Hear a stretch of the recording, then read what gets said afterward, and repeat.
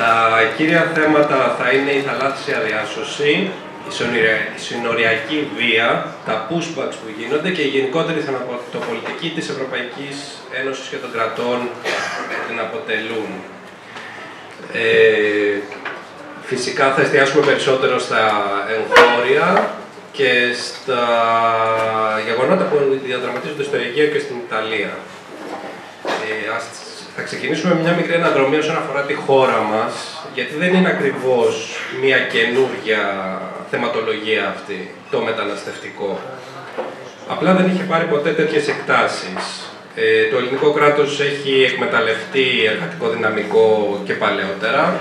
Έχει εκμεταλλευτεί τους αλβανικούς μετανάστες για τους Ολυμπιακούς και για γενικότερα στην πολεοδομία την παίξει ιδιαίτερο ρόλο. Έχει εκμεταλλευτεί το Ανατολικό Μπλοκ, όχι μόνο εργατικά. Και υπήρξε και μια εκμετάλλευση της Μέσης Ανατολής και νωρίτερα, κατά το 2000, με τα γεγονότα Ιράκ, Αφγανιστάν κλπ. Που είχαν οδηγήσει σε γεγονότα τύπου Μανολάδας, τα οποία απλά δεν ήταν στο προσκήνιο. Τώρα, το σημερινό μεταναστευτικό θέμα εξελίσσεται εδώ και 8 χρόνια περίπου και 7 είναι που έχουν υπάρξει οι συμφωνίες μεταξύ Ελλάδας, Τουρκίας και Ευρωπαϊκής Ένωσης, στην οποία και κάθε χώρα η οποία περιέχεται το χρησιμοποιεί σαν διαπραγματευτικό χαρτί, το πώς θα το διαχειριστεί, τι θα κάνει και ουσιαστικά μετατρέπει τους μετανάστες σε ισχύς διαπραγματευτική.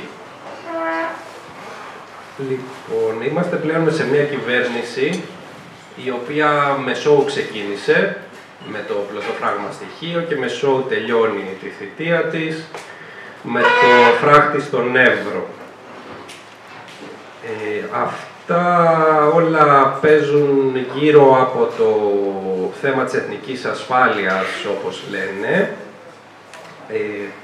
Χρησιμοποιούν απίστευτους πόρους, μιλάμε για θερμικές κάμερες, για συνοριοφύλακες μέχρι και της Ευρωαστυνομίας, περιπολίες, στα νησιά του βορειοανατολικού Αιγαίου τα λιμάνια είναι στρατικοποιημένα, τα νησιά έχουν σε πλευρές τους σειρματοπλέγματα, έχουν γίνει κλειστά camps, τα οποία στιβάζονται οι αιτούντες ασύλου και μετανάστες σε απίστευτα άθλιες συνθήκες. Σε γενικές γραμμές, η πολιτική αυτή προσπαθεί να τους κάνει τη ζωή όσο περισσότερο δύσκολη στο να λειτουργήσει αποτρεπτικά δια του παραδειγματισμού.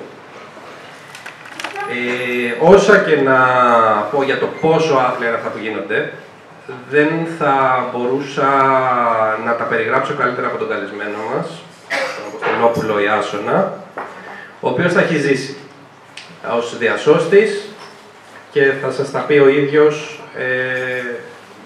σε τι έκταση η αγριότητα αυτών των κρατών φτάνει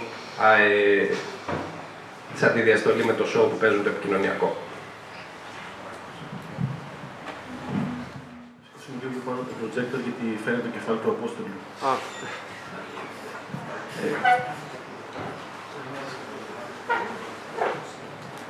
Καλησπέρα και από μένα και ευχαριστώ πολύ για την πρόσκληση. Όπως είπε και ο Απόστολος, θα μιλήσουμε για την κατάσταση στα θαλάσσια σύνορα της Ευρώπης, κυρίως στην Ιταλία και την Ελλάδα, και θα προσπαθήσω να δώσω όσες περισσότερες όψεις αυτού του θέματος μπορώ, τόσο φυσικά μέσα από τα βιώματά μου ως αλληλέγγυος και διασώστης, αλλά κυρίως και από τις μαρτυρίες των ίδιων των μεταναστών και μεταναστριών για τις συνθήκες που αντιμετώπισαν, που είναι αυτοί οι άνθρωποι βασικά, έτσι, που συγκρούονται καθημερινά με το οπλοστάσιο του κράτους στα σύνορα, με ολόκληρους μηχανισμούς, φύλαξη συνόρων, αστυνομίες και λιμενικά. Για την ιστορία, ξεκίνησα να ασχολούμαι με τις διασώσεις προσφύγων το 2015 στη Λέσβο, σε ένα μικρό ψαροχώρι στη σκάλα Σικαμιάς, μέσα από τη δομή, την αυτοοργανωμένη δομή του Πλατάνου, η οποία ήταν μια δομή αλληλεγγύης που στήσαμε ακριβώς πάνω στην παραλία, εκεί που βγαίναν οι βάρκες από την Τουρκία, στο απόγειο των αφήξεων, όταν φτάνανε περίπου 1.500 άνθρωποι τη μέρα στη Λέσβο, και σε μια κατάσταση παντελώς χαοτική, που ακόμα δεν είχαν έρθει οι ΜΚΟ, οι οργανωμένοι, ας πούμε, έτσι, δομές, και ουσιαστικά η αυτοοργανωμένη αυτή ομάδα ήταν από τις πρώτες, έτσι, δομές που στήθηκαν στο νησί.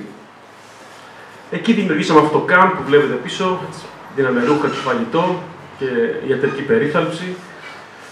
Και μετά το μεγάλο ναυάγιο στις 28 Οκτωβρίου, όπου 70 άνθρωποι πνίγηκαν ελάχιστα, ας πούμε, έτσι, μίλια μακριά μας, φτιάξαμε και μια ομάδα διάσωσης. Γιατί μέχρι τότε οι μόνοι που τρέχανε να σώσουν κόσμο ήταν οι ψαράδες του χωριού.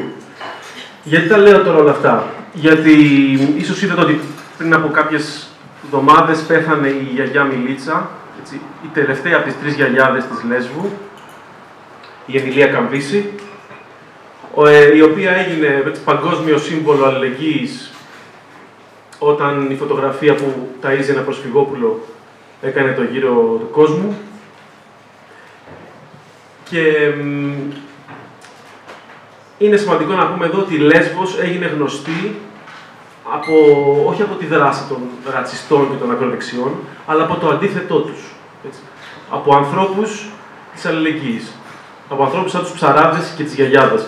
Και παρότι σήμερα το κλίμα αυτό έχει ως έναν βαθμό αντιστραφεί, δηλαδή παρά τη ραγδαία όξυνση του ρατσισμού και της συνοριακής βίας, το πνεύμα της αλληλεγγύης είναι ακόμα ζωντανό στα νησιά. Δηλαδή, ψαράδες έσωσαν τους 500 πρόσφυγες στην Κρήτη, στην Παλιόχώρα, τον Νοέμβρη, όπου ένα καΐκι ναυάγησε στα νυχτά. Κόσμος από τα Κύθυρα βγάλαν τους 80 πρόσφυγες με το Γερανό όταν ναυάγησε η βάρκα τον Νοέμβρη. Έτσι. Άρα λοιπόν, ακόμα και σήμερα που μιλάμε, κόσμος στα νησιά κάνει διασώσεις, όχι το λιμενικό. Και ειδικά με τον τελευταίο σεισμό, είδαμε πως το τελευταίο σεισμό στην Τουρκία, πως ο απλός κόσμος, έτσι, έδωσε από το ειστέρημά του για τον απλό κόσμο της Τουρκίας, συντρίβοντας το αφήγημα και των δύο κυβερνήσεων, έτσι, που επενδύουν στον εθνικισμό και την πολεμοκαπηλεία. Εμείς το ΚΑΜ στη Λέσβο το κλείσαμε τον Ιούνιο του 2016, λόγω της Συμφωνίας Ευρωπαϊκής Ένωσης Τουρκίας. Είχαν μειωθεί πάρα πολλοί αφήξεις. Και τότε εγώ ξεκίνησα να συμμετέχω ως διασώστης στα καράβια στη Μεσόγειο. Ένα από αυτά είναι το Mare Ionio, το οποίο είναι ένα αυτοοργανωμένο εγχείρημα. Δεν είναι ΜΚΟ, είναι κομμάτι του Ιταλικού κινήματος. Ένα πολιτικό εγχείρημα θαλάσσιας έρευνας και διάσωσης, με το οποίο πέρα από τις πολιτικές δράσεις στην ακτή, οργανώνουμε και αποστολές στη θάλασσα, ψάχνοντας για ανθρώπους σε κίνδυνο, με σκοπό να τους διασώσουμε και να τους μεταφέρουμε στο πλησιέστερο ασφαλές λιμάνι, που στη δικιά μας περίπτωση είναι η Ιταλία. Βασικά, η περιοχή που επιχειρούμε λέγεται Κεντρική Μεσόγειος, είναι η απόσταση μεταξύ της Λιβύης και Ιταλίας και παραμένει και φέτος το πιο θανατηφόρο θαλάσσιο πέρασμα στον πλανήτη. Τα τελευταία αυτά χρόνια έχουν χαθεί πάνω από 23.000 άνθρωποι, 23.000 νεκροί, όχι από κάποιο ατύχημα ή από κάποια κακιά στιγμή, αλλά από μια συνειδητότατη πολιτική επιλογή των ευρωπαϊκών κρατών να μην διασώζουν πρόσφυγες. Είναι η πολιτική της μη διάσωσης, που εφαρμόζεται και στην στεριά. Το είδαμε με τον καλύτερο τρόπο με τη μικρή Μαρία στον Εύρο, πώς αφέθηκαν οι άνθρωποι 20 μέρες. Η πολιτική της μη διάσωσης είναι όταν οι πρόσφυγες εκπέμπουν σήμα κινδύνου και για τις αρχές υπάρχουν δύο επιλογές. Ή θα τους αφήσουν να πνιγούν, ή θα τους επαναπροωθήσουν στη χώρα αναχώρησης, που είναι η Λιβύη ή η Τουρκία. Αλλά ειδικά στη δικιά μας περίπτωση, στη Μεσόγειο, όπως βλέπουμε και στο χάρτη, δεν είναι ένα πέρασμα, ας πούμε, έτσι, απλά. Είναι μια απέραντη αχανής έκταση εκατοντάδων ναυτικών μιλίων, όπου ουσιαστικά οι άνθρωποι που ξεκινάνε από τη Λιβύη να φτάσουν στην Ιταλία πρέπει να διανύσουν 260 ναυτικά μίλια ανοιχτής θάλασσας, 520 χιλιόμετρα είναι αυτό, χωρίς τίποτα, χωρίς νησιά στη μέση, χωρίς φάρους, χωρίς σημάδια, μόνο με μια πηξίδα που τους δίνουν, μια πηξίδα χειρός και τους λένε τράβα βόρεια. Με τις άθλιες βάρκες που ξεκινάνε, καταλαβαίνουμε ότι οι πιθανότητες επιβίωσης μειώνονται δραματικά αν δεν τους εντοπίσει κάποιος. Κάποιο καράβι, οτιδήποτε, ψαράδικο, εμπορικό ή κάποιο φορτηγό πλοίο από τις πλατφόρμες της Λιβύης. Οι βάρκες με τις οποίες ταξιδεύουν οι άνθρωποι, γιατί ακούμε συνέχεια έρχονται πρόσφυγες, αλλά τι πραγματικά σημαίνει να σε μια τέτοια βάρκα, έτσι, σε ένα φουσκωτό σαν αυτό, στο οποίο έχουν μπει, αυτή η βάρκα έχει 186 ανθρώπους μέσα, είναι τόσο γεμάτες που δεν χωράνε καν να κάτσουν, έχουν τα πόδια τους έξω από, από το μπαλόνι και σε αυτές τις συνθήκες προσπαθούν να φτάσουν 3 μέρες ταξίδι, μεσοπέλαγα, να φτάσουν σε κάποια ακτή. Φυσικά, κανένας δεν φοράει σωσίβιο, ελάχιστοι γνωρίζουν κολύμπι και οι περισσότεροι είναι εξουθενωμένοι από τις συνθήκες σκλαβιάς στη Λιβύη. Εδώ βλέπουμε ότι τα σωσίβια που στις διασώσεις τα έχουμε δώσει εμείς, δηλαδή κάθε φορά σταματάμε με το πλοίο σε μια ασφαλή απόσταση, κατεβάζουμε 2 φουσκωτά και αυτά προσεγγίζουν και επιχειρούν τη διάσωση. Αλλά οι βάρκες είναι τόσο κακής ποιότητας και τόσο υπερφορτωμένες που με ελάχιστο κύμα διαλύονται ή αναποδογυρίζουν. Βρίσκουμε πολύ συχνά μισοδιαλυμένα φουσκωτά στη μέση του πελάγους. Γενικά είναι ένας αγώνας δρόμου, η διασώση στη Μεσόγειο. Αν δεν εντοπίσουμε τους ανθρώπους άμεσα, οι βάρκες αυτές μετά από λίγο καταραίουν και γίνονται έτσι. Χάνουν αέρα τα μπαλόνια, οι άνθρωποι πέφτουν στο νερό και πνίγονται. Πολύ συχνά έχει τύχει να πηγαίνουμε προς τέτοια σήματα κινδύνου και μέχρι να φτάσουμε, ακριβώς λόγω των απέραντων αποστάσεων, να έχουν εξαφανιστεί οι βάρκες. Δηλαδή, η χειρότερη μέρα ήταν όταν είχαμε δύο στίγματα στο ραντάρ και μέχρι να φτάσουμε και οι 2 βάρκες είχαν εξαφανιστεί. Το οποίο όμως 2 βάρκες στη Μεσόγειο σημαίνει 250 άνθρωποι νεκροί σε μία μέρα. Είναι τα λεγόμενα αόρατα ναυάγια. Πριν από λίγες μέρες έγινε ένα στην Τινησία. Αόρατα, γιατί δεν καταγράφονται ποτέ. Έτσι. Για μένα αυτό ήταν από τα πιο σοκαριστικά πράγματα όταν πήγα στη Μεσόγειο. Έτσι. Το πόσοι πολλοί άνθρωποι πεθαίνουν και το πόσο πολύ δεν μαθαίνεται. Σκεφτείτε ότι αυτοί οι νεκροί δεν μετράνε καν ως νούμερο, έτσι. Δεν μετράνε καν ως νούμερο στις στατιστικές του ΟΗΕ για τους νεκρούς πρόσφυγες.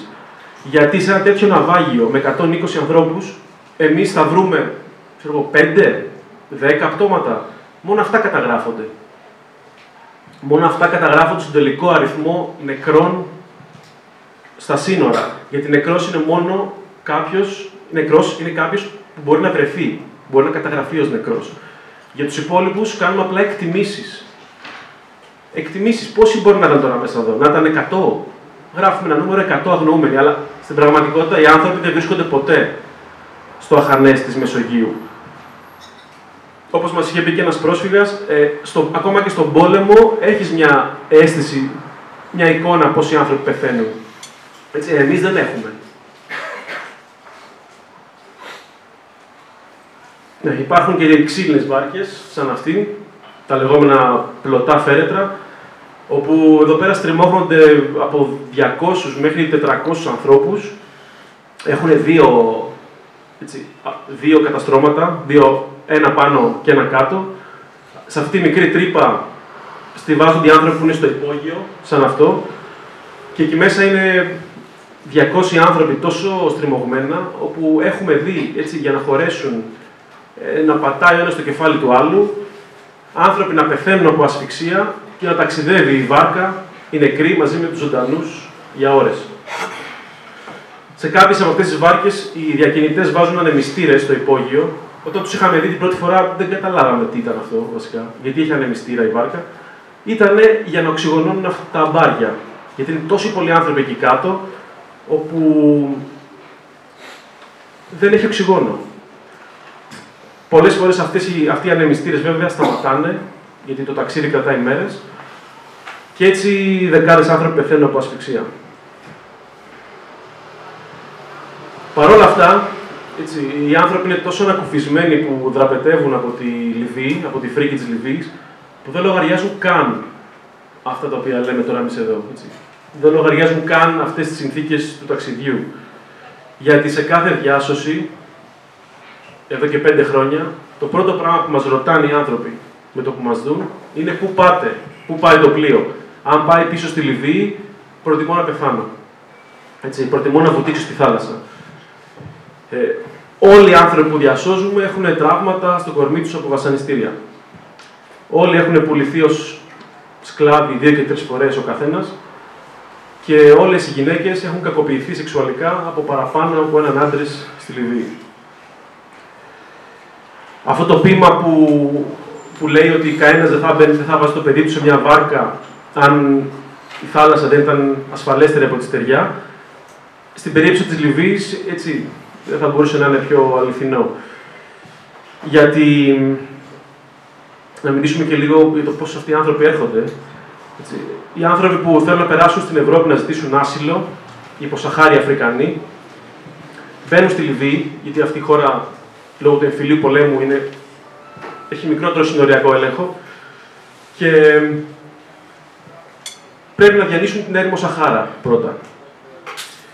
Η έρημος είναι το μεγαλύτερο εμπόδιο στο ταξίδι των μεταναστών και των μεταναστριών, όπου η διάσχιση της ερήμου διαρκεί 3 μέρες, με φορτηγά σαν αυτό, έτσι, και πολύ συχνά οι άνθρωποι δέχονται επίθεση στη μέση της ερήμου από ένοπλες ομάδες που τους ληστεύουν και τους παρατάνε στη μέση του πουθενά βοήθη τους. Οι μετανάστες που σώθηκαν μας λένε διαρκώς, έχουμε συνέχεια μαρτυρίες, ότι η έρημος είναι γεμάτη νεκρούς και αν έχουν χρόνο σταματάνε με τα φορτηγά και τους θάβουν. Αλλιώς προχωράνε και τους αφήνουν. Ο ίδιος ο ΟΗΕ μάλιστα υπολογίζει ότι περισσότεροι άνθρωποι πεθαίνουν στην έρημο, Σαχάρα, παρά στη Μεσόγειο θάλασσα. Είπαμε 23.000 νεκροί, μόνο τα πτώματα που έχουν βρεθεί. Όταν άμα καταφέρουν και διασχίσουν τη Σαχάρα και φτάσουν στη Λιβύη, εκεί τότε οι άνθρωποι θα δεχτούν, ειδικά οι υποσαχάριοι Αφρικανοί, σχεδόν όλοι, έτσι, δεν έχω γνωρίσει άνθρωπο που να μου πει το αντίθετο, θα δεχτούν επίθεση από τις αναρρύθμιτες ένοπλες ομάδες, μαφίες και συμμορίες που έχει η Λιβύη, οι οποίες απαγάγουν υποσαχάριους Αφρικανούς, τους ληστεύουν και τους κλείνουν σε κέντρα κράτησης, τα οποία πολλές φορές είναι ιδιωτικά. Δηλαδή, κάθε ένοπλη συμμορία στη Λιβύη έχει δικό της αυτοσχέδιο κέντρο κράτησης, το οποίο μπορεί να είναι οτιδήποτε, μπορεί να είναι ένα υπόγειο σπιτιού, ένα εγκαταλειμμένο κτίριο ή ακόμα και τρύπες στο έδαφος. Είχαμε μαρτυρίες από ανθρώπους που φυλακίστηκαν σε τρύπες, σε κατακόρυφες τρύπες κελιά στο έδαφος, έτσι με ένα σύρμα από πάνω. Και εκεί μέσα τους κάνουν φρικτά βασανιστήρια με σκοπό τα λίτρα. Τους βασανίζουν για λίτρα δηλαδή. Αυτό είναι το στάνταρ. Μας λένε ότι μας χτυπάνε και μας κολλάνε τηλέφωνο στα αυτή, πάρε τη μάνα σου να μας στείλει λεφτά για να σε αφήσουμε. Φυσικά, αν ο μετανάστης έχει χρήματα και πληρώσει, τον αφήνουν, μπορεί να τον πιάσει άλλη συμμορία και να του κάνει το ίδιο. Δηλαδή, πολλοί άνθρωποι έχουν πληρώσει 2 και 3 φορές για να γλιτώσουν και πάλι στο τέλος καταλήγουν εχμάλωτοι στο κέντρο κάποιας άλλης συμμορίας. Έτσι, σε περίπτωση που δεν έχουν πια τελειώσουν τα χρήματα, τότε είναι που οι ένοπλες ομάδες είτε τους εκτελούν, έχουμε αναφορές για εκτελέσεις στα κέντρα της Λιβύης, για να αδειάσουν χώρο για τους επόμενους, είτε τους πουλάνε ως δούλους σε κάποιο αφεντικό για να κάνουν κάθε είδους βαριά, απλήρωτη εργασία. Δηλαδή τα κέντρα κράτησης στη Λιβύη είναι κέντρα διαλογής σκλάβων. Έτσι. Μπορεί να πάει ένας Λίβιος και να αγοράσει άνθρωπο. Έτσι. Του δίνουν και χαρτί μάλιστα. Έτσι. απόδειξη για τη συναλλαγή. Σκοπός εκεί δεν είναι η κράτηση, σκοπός είναι η εκμετάλλευση των σωμάτων.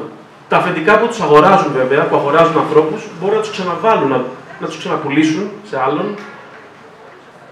Στην τελευταία μας διάσωση είχαμε 35 Σουδανούς που μας είπαν πουληθήκανε 4 και 5 φορές ο καθένας, έτσι, από αφεντικό σε αφεντικό, οι οποίοι οι Λίβοι, τα λιβιακά αφεντικά τους βάζουν είτε σε σπίτια να δουλεύουν σε οικοδομές, είτε σε χωράφια, είτε τελευταία, ειδικά στον πόλεμο της Λιβύης, ως βοηθητικούς να κουβαλάνε πέτρες για τα οδοφράγματα στις οδομαχίες της Τρίπολης. Το πιο ακραίο απ' όλα είναι ότι οι περισσότεροι μετανάστες μας λένε ότι προτιμάνε να πουληθούν ως σκλάβοι σε κάποιο αφεντικό της Λιβύης, γιατί οι συνθήκες διαβίωσης είναι καλύτερες σε σχέση με αυτά τα κέντρα, με τα κέντρα κράτησης. Υπάρχει περισσότερο φαγητό και λιγότερο ξύλο, λιγότερος συνοστισμός. Γιατί τα κέντρα της Λιβύης είναι κέντρα καθημερινών βασανιστήριων. Το χειμώνα του 2021 έγινε μια τεράστια απόδραση από τα κέντρα της Λιβύης. Δεν ξέρω αν το είχατε δει, μιλάμε για εικόνες να ξεχύνονται οι άνθρωποι στους δρόμους, λες και είμαστε στην εποχή του Σπάρτακου, και να δραπετεύουν από τα κέντρα μαζικά. Οι φρουροί πυροβολούσαν στο πλήθος και μαζεύτηκαν όλοι έξω από την ύπατη αρμοστία του ΟΗΕ, 3.000 άνθρωποι, κατέλαβαν το κτίριο απ' έξω και διεκδικούσαν ασφαλή εκένωση από τη Λιβύη, ανθρωπιστικό διάδρομο, να φύγουμε από εδώ. Αυτή η κατάληψη κράτησε 100 μέρες, νομίζω δεν έπαιξε καν σε κανένα καθεστώς, πουθενά, έτσι, που για μένα είναι από τους πιο σημαντικούς μεταναστευτικούς αγώνες της Μεσογείου, η απόδραση από τα κέντρα κράτησης της Λιβύης, η κατάληψη της ύπατης αρμοστίας του ΟΗΕ, η διεκδίκηση του δικαιώματος στη ζωή και τελικά οι άνθρωποι αυτοί καταστάλθηκαν από τη Λιβική αστυνομία. Ένας από αυτούς, ο πρωτεργάτης της εξέγερσης, ο Ντέιβιντ Γιάμπιο, έχει φυγαδευτεί στην Ιταλία, είναι στην οργάνωσή μας, κοντά. Ο άνθρωπος όσο μπορεί μιλάει για αυτό το θέμα. Και η εξέγερση αυτή κατεστάλλει χωρίς καν να παίξει σαν ζήτημα πουθενά. Αυτά τα λέω για να δούμε λίγο το πλαίσιο των διασώσεων στη Μεσόγειο, ότι δηλαδή εμείς δεν διασώζουμε απλά ναυαγούς μετανάστες, διασώζουμε και ανθρώπους που η μόνη τους διέξοδος από τα βασανιστήρια της Λιβύης είναι η θάλασσα. Και έχει πολύ ενδιαφέρον, ειδικά με το ουκρανικό ζήτημα, είδαμε πόσο εύκολο είναι να δημιουργηθούν ανθρωπιστικοί διάδρομοι όταν υπάρχουν άμαχοι που κινδυνεύει η ζωή τους. Το ζήτημα της Λιβύης, ενώ είναι μια ακραία, ας πούμε, ανθρωπιστική καταστροφή με καθαρά πολιτική αιτία, παραμένει πολύ στην αφάνεια. Και παραμένει στην αφάνεια παρόλο που η Ευρωπαϊκή Ένωση έχει αυτή τη στιγμή υπογράψει συμφωνία, δηλαδή ανέφερα το ζήτημα της Λιβύης για να πούμε ότι αυτή τη στιγμή η Ευρωπαϊκή Ένωση όχι μόνο δεν μιλάει για αυτά τα κάμπ, τα κέντρα της Λιβύης, αλλά τα χρηματοδοτεί ανοιχτά, έτσι, τα έχει εντάξει στον αντιμεταναστευτικό της σχεδιασμό και θέλει να χτίσει περισσότερα. Ανοιχτά πλέον, Ευρωπαίοι αξιωματούχοι λένε ότι θέλουμε κάμπ στην Αφρική, θέλουμε όλες οι χώρες της Αφρικής να έχουν κάμπ ως buffer zone, ως ζώνη ανάσχεσης της προσφυγιάς. Δηλαδή, η Ευρωπαϊκή Ένωση πληρώνει τα κάμπ για τα οποία μιλάμε, τα κέντρα βασανιστήριων και σκλαβοποίησης έχουν την επίσημη χρηματοδότηση της Ευρωπαϊκής Ένωσης, έτσι ώστε να κρατάνε τους πρόσφυγες εκεί. Και σαν να μην έφτανε αυτό, τον Φλεβάρι του 2017 υπογράφηκε και η διακήρυξη της Μάλτας, που ισχύει μέχρι σήμερα, όπου η Ευρωπαϊκή Ένωση ανέλαβε να στήσει από το μηδέν το λιβικό λιμενικό, με σκοπό να σταματάει τις βάρκες με τους πρόσφυγες και να τους επιστρέφει στην κόλαση των λιβικών κέντρων συγκέντρωσης. Το λιβικό λιμενικό έχει ήδη πάρει 10 σκάφη από την Γαλλία, έχει πάρει 25 από την Ιταλία, ενώ πάρα πολλοί από αυτούς τους τύπους εκπαιδεύονται και στην Ελλάδα, με ένα μοναδικό καθήκον. Έτσι. Να σταματάνε τις βάρκες με τους πρόσφυγες και να τους επιστρέφουν στα σκλαβοπάζαρα της Λιβύης. Εδώ βλέπουμε τι σημαίνει λιβικό λιμενικό. Είναι κάτι ομάδες, είναι οι ίδιες ομάδες οι οποίες απαγάγουν μετανάστες, οι ίδιες ομάδες έχουν αναλάβει να τους σταματάνε όταν πάνε να δραπετεύσουν. Δηλαδή η Ευρωπαϊκή Ένωση έχει αναγνωρίσει ως εταίρους ένοπλες λιβικές ομάδες που εμπλέκονται αποδεδειγμένα σε βασανιστήρια, απαγωγές και δολοφονίες ανθρώπων και τους χρηματοδοτεί για να σταματάνε τους πρόσφυγες. Και επειδή τους χρηματοδοτούν με το κεφάλι, δηλαδή αυτοί οι τύποι πληρώνονται με το κεφάλι. Όσο πιο πολλούς πρόσφυγες σταματάνε, τόσα πιο πολλά φράγκα παίρνουν. Έχουν ιδιαίτερο ζήλο να είναι στη θάλασσα και να κυνηγάνε βάρκες. Οπότε καταλαβαίνετε ότι εμείς παίζουμε ένα κυνηγητό στη θάλασσα. Πέρα από το να σώσουμε τους ανθρώπους πριν πληγούν, έχουμε και να φτάσουμε εκεί πριν από αυτούς. Γιατί το λιβικό λιμενικό νιώθει τόσο ενισχυμένο με τη συμφωνία με την Ευρώπη, που έχει κηρύξει μια απέραντη ζώνη διάσωσης σε διεθνή ύδατα και δεν διστάζει να παρενοχλεί συστηματικά τα διασωστικά καράβια, ακόμα και με ευθείες βολές όπλων. Με ευθείες βολές όπλων εναντίον τους. Είχαμε πάρα πολλά περιστατικά. Έτσι. Το καράβι των γιατρών χωρίς σύνορα είχε δεχτεί ευθεία βολή όπλου στη γέφυρα, από Καλάσνικοφ. Η σφαίρα πέρασε 30 πόντους από τον καπετάνιο. Ένα άλλο καράβι δέχτηκε ρεσάλτο με όπλα πάνω. Στο δικό μας πλοίο 2 φορές το λιβικό λιμενικό έχει επέμβει με βολές, έτσι, στον αέρα, αλλά εκείνη τη στιγμή δεν ξέρεις πώς τα κουβαράνε, γιατί έχουν κάτι βαριά όπλα στο κατάστρωμα. Και είχαμε και ένα περιστατικό που επιτέθηκαν στους πρόσφυγες την ώρα που τους διασώζαμε. Εδώ αυτή η φωτογραφία. Τους είχαμε δώσει σωσίβια στους ανθρώπους, ευτυχώς. Το λιβικό λιμενικό έκανε ντου στη βάρκα, άρχισε να πυροβολεί και να τους χτυπάει με τα ντουφέκια στο κεφάλι. Βάλαν μπροστά τη μηχανή, τους επέστρεφαν στη Λιβύη και με το που το συνειδητοποίησαν οι άνθρωποι που την γυρνάνε στη Λιβύη, άρχισαν να πηδάνε στο νερό, γιατί είχαν σωσίβια, οπότε μπορούσαν να κολυμπήσουν.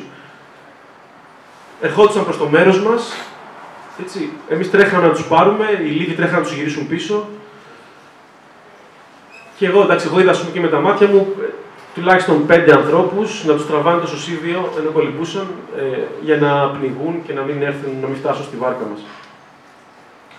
Καταλαβαίνετε ότι παρόλο που αυτό έγινε σε διεθνή ύδατα, είναι πειρατεία, είναι πράξη πειρατείας. Και ενώ εμείς έχουμε Ιταλική σημαία και υποτίθεται το Ιταλικό κράτος είναι υπεύθυνο για την ασφάλεια των Ιταλών πολιτών, ενώ ζητούσαμε βοήθεια εκείνη τη στιγμή, γιατί ήμασταν κάτω από ένοχλη επίθεση, δεν ανταποκρίθηκε κανείς. Γιατί αυτοί οι άνθρωποι είναι οι εταίροι της Ευρώπης. Δηλαδή αυτοί οι άνθρωποι κάνουν τη βρωμοδουλειά των pushback εν ονόματι και με ευρωπαϊκά χρήματα, από τα δικά μας φράγκα χρηματοδοτούνται αυτοί, και στο όνομα της υπεράσπισης των συνόρων.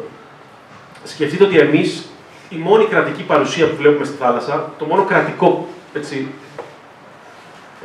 πράγμα που βλέπουμε είναι ένα drone της Frontex. Ένα drone από το Ισραήλ που το χρησιμοποιεί η Frontex. Η Frontex είναι η υπηρεσία φύλαξης των συνόρων. Το οποίο πετάει συνεχώς πάνω από το κεφάλι μας, έτσι ώστε αν είμαστε κοντά σε πρόσφυγες, να προλάβουν να στείλουν συντεταγμένες στο λιβικό λιμενικό και να φτάσουν πριν από εμάς για να τους γυρίσουν στη Λιβύη. Κατά αυτόν τον τρόπο, 33.000 άνθρωποι επαναπροωθήθηκαν πέρσι στη Λιβύη με την άμεση συμμετοχή των ευρωπαϊκών drone και αεροπλάνων. Και γιατί έχουν αφήσει μόνο τα drone και όχι τα πλοία? Γιατί τα drone δεν μπορούν να διασώζουν. Έτσι, τα drone μπορούν μόνο να εντοπίζουν. Πλοία δεν υπάρχουν στη Μεσόγειο. Έτσι, λιμενικά δεν υπάρχουν. Οι άνθρωποι πνίγονται ή θα επιστρέφουν στη Λιβύη. Αυτά τα δύο είναι τα σενάρια που προβλέπει η ευρωπαϊκή πολιτική. Τώρα, στην Ιταλία έχουμε νέα κυβέρνηση από τον Νοέμβρη. Είχαμε την πρώτη γυναίκα πρωθυπουργό, Τζόρτζια Μελόνι, δυστυχώς είναι ακροδεξιά. Και η πρώτη της ενέργεια με το που βγήκε στην εξουσία ήταν να περάσει διάταγμα εναντίον της διάσωσης. Η λεγόμενη ποινικοποίηση της διάσωσης. Μέσα σε 3 μήνες έχουν περάσει 2 νόμους ενάντια στα καράβια. Η γραμμή είναι απλή. Έτσι, να φύγουν τα καράβια από τη μέση, τα διασωστικά, ώστε το λιβικό λιμενικό να κάνει ό,τι γουστάρει, να τους επιστρέφει όλους στα σκλαβοπάζαρα της Λιβύης. Αρχές Νοέμβρη είχαμε ένα περιστατικό που 2 καράβια, 2 διασωστικά πλοία, αποκλείστηκαν μέσα στο λιμάνι, από το Ιταλικό λιμενικό, μέσα στο λιμάνι της Κατάνιας, μέσα στη Σικελία. Είχαμε φτάσει με 800 ναυαγούς πάνω και δεν άφηναν κανένα να κατέβει από το πλοίο. Οι Ιταλικές αρχές έστειλαν γιατρούς μέσα στα καράβια και ταξινόμησαν τους ναυαγούς. Τους ταξινόμησαν σε άντρες, γυναίκες, υγιείς και ασθενείς. Και πήρανε μόνο τις γυναίκες και τους ευάλωτους και μας άφησαν τους υγιείς άντρες. Και μας λένε τέλος, αποβίβαση τέλος, φύγετε. Λέμε πού να πάμε, πού να πάμε. Πάρτε τους, λέει, και φύγετε, πήγαινε στη θάλασσα, ξέρω, δεν μας νοιάζει. Πρώτη φορά γίνεται αυτό, επιλεκτική αποβίβαση ναυαγών. Είναι εντυπωσιακό πραγματικά τι θα σκεφτούν τα κράτη, έτσι, τι διαφορετική καφρίλα θα σκεφτούν κάθε φορά και θα την εφαρμόσουν ανενόχλητα στα σώματα μεταναστών και μεταναστριών. Εδώ έχουμε για πρώτη φορά εργαλειοποίηση της ιδιότητας του γιατρού, της ιατρικής πράξης, για να επιτείνουν την στέρηση της ελευθερίας και τον βασανισμό των ανθρώπων. Γιατί αν ο γιατρός δεν σε έκρινε κατάλληλο να αποβιβαστείς, έμενες στο πλοίο. Ξέρω εγώ, θα έμενες για πάντα στο καράβι. Έτσι. Αυτό είναι πολύ σημαντικό, γιατί το ίδιο κάνει και η Ελλάδα. Έτσι. Επιχείρησαν να αναιρέσουν την πιο θεμελιώδη διάταξη του ναυτικού δικαίου, που λέει ότι ο ναυαγός οφείλει, μάλλον η διάσωση δεν ολοκληρώνεται μέχρι ότου ο ναυαγός πατήσει και τα 2 του πόδια στην ξηρά. Γιατί στη θάλασσα δεν έχει καμία σημασία τι είναι ο άλλος. Έτσι. Στη θάλασσα δεν έχει σημασία αν είσαι άντρα, γυναίκα ή οτιδήποτε, αν είσαι Πακιστανός ή Σουηδός, αν η Τουρκία είναι ασφαλής χώρα, αν θες άσυλο ή δεν θες άσυλο. Έτσι. Στη θάλασσα μόνο μία ιδιότητα υπάρχει. Ναυαγός, τέλος. Είναι ναυαγή και ο ναυαγός, σύμφωνα με το διεθνές δίκαιο, οφείλει να μεταφερθεί στην ακτή το συντομότερο δυνατό. Όλοι οι ναυαγοί, όχι οι άντρες, γυναίκες, παιδιά. Είναι ναυαγή. Και εδώ βλέπουμε ότι πολλές φορές και το ελληνικό κίνημα πέφτει στην παγίδα να λέει ότι ναι, αλλά η Τουρκία στέλνει τόσους, ναι, αλλά δεν χωράμε άλλους, ναι, αλλά παιδιά στη θάλασσα δεν μετράνε αυτά. Δεν έχει σημασία. Και serial killer ο άλλος, τον διασώζεις, τον φέρνεις στην ακτή και εκεί συζητάμε. Αφού φτάσει στην ακτή, συζητάμε τι θα συμβεί. Αν θέλει ή δεν θέλει άσυλο και ποιος είναι και από πού έρχεται. Δηλαδή, η έννοια του ναυαγού αποκαθιλώνει το δίπολο μετανάστη πρόσφυγα. Γι' αυτό έχουν βάλθει τα κράτη να αναιρέσουν την ιδιότητα του ναυαγού από τους πρόσφυγες. Έτσι, είναι καθαρά πολιτική η μάχη αυτή και γι' αυτό βλέπουμε, εδώ ας πούμε, βλέπουμε ανακοινώσεις του ελληνικού λιμενικού. Άμα γκουγκλάρεις τώρα ελληνικό λιμενικό διάσωση, όλες οι ανακοινώσεις τους δεν είναι διάσωση ναυαγών.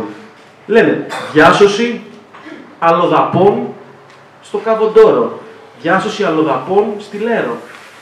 Από πότε η ανθρώπινη ζωή στη θάλασσα χωρίζεται σε αλλοδαπούς και μεταπούς, έτσι. Εδώ μιλάμε για αθλιότητες, συνειδητές αθλιότητες. Αυτό είναι κατάργηση του διεθνούς δικαίου. Αυτή η φράση εδώ είναι κατάργηση του διεθνούς δικαίου. Έτσι, είναι σαν να λέει ένα νοσοκομείο ότι σήμερα χειρουργήσαμε 10 αλλοδαπούς, όχι 10 ασθενείς. Και είναι σκόπιμο, το ελληνικό λιμενικό το κάνει σκόπιμα αυτό. Γιατί το κάνει σκόπιμα? Για να πει το εξής, ότι δεν είναι ναυαγοί. Αυτό θέλει να πούνε. Ότι αυτοί οι άνθρωποι δεν είναι ναυαγοί, δεν κινδύνευαν, είναι κίνδυνος. Δηλαδή δεν είναι ναυαγοί, είναι εισβολής. Είναι όργανο του Ερντογάν. Έτσι. Και άμα δεν είναι ναυαγοί, και είναι απλά αλλοδαποί, δεν υποχρεούνται και να τους διασώσουν. Έτσι. Δεν υπάρχει υποχρέωση διάσωσης εδώ. Είναι συνειδητό για να αναιρεθεί η υποχρέωση διάσωσης και γι' αυτό δεν κάνουν τίποτα από αυτά που προβλέπεται από τα πρωτόκολλα της διάσωσης. Δεν σηκώνουν ποτέ ελικόπτερο, δεν στέλνουν γενικό SOS στα πλοία, δεν στέλνουν ναύτεξ και όλα αυτά. Εξού και τα αφηγήματα, τα ψευδοαφηγήματα, ότι μόνοι τους βουλιάζουν τις βάρκες, ότι αυτή δεν είναι ναυαγή, είναι ψεύδο-ναυαγή. Έτσι, ότι βουλιάζουν τις βάρκες μόνοι τους, ότι δεν τους μοιάζει με τα παιδιά τους, τα βάζουν σε μια βάρκα και τέτοια. Άρα λοιπόν, συνολικά τα κράτη επιχειρούν να αναιρέσουν την ιδιότητα του ναυαγού από τους μετανάστες. Τους βλέπουν ως μετανάστες σε κίνηση και υπάρχει κουβέντα αυτή τη στιγμή και θεσμικά για να ξαναγραφτεί το ναυτικό δίκαιο. Με βάση και να εξαιρεί τις βάρκες των μεταναστών. Για να επιστρέψουμε λίγο, έκανα μια παρένθεση, τι έγινε στην Ιταλία. Η κυβέρνηση μας διέταξε να σαλπάρουμε, έτσι. Πήρανε τις γυναίκες, λέει φύγετε τώρα, σαλπάρετε. Εμείς αρνηθήκαμε. Μας απείλησε ότι αν δεν σαλπάρετε θα φάτε πρόστιμο 50.000 ευρώ. Εμείς αρνηθήκαμε και πάλι.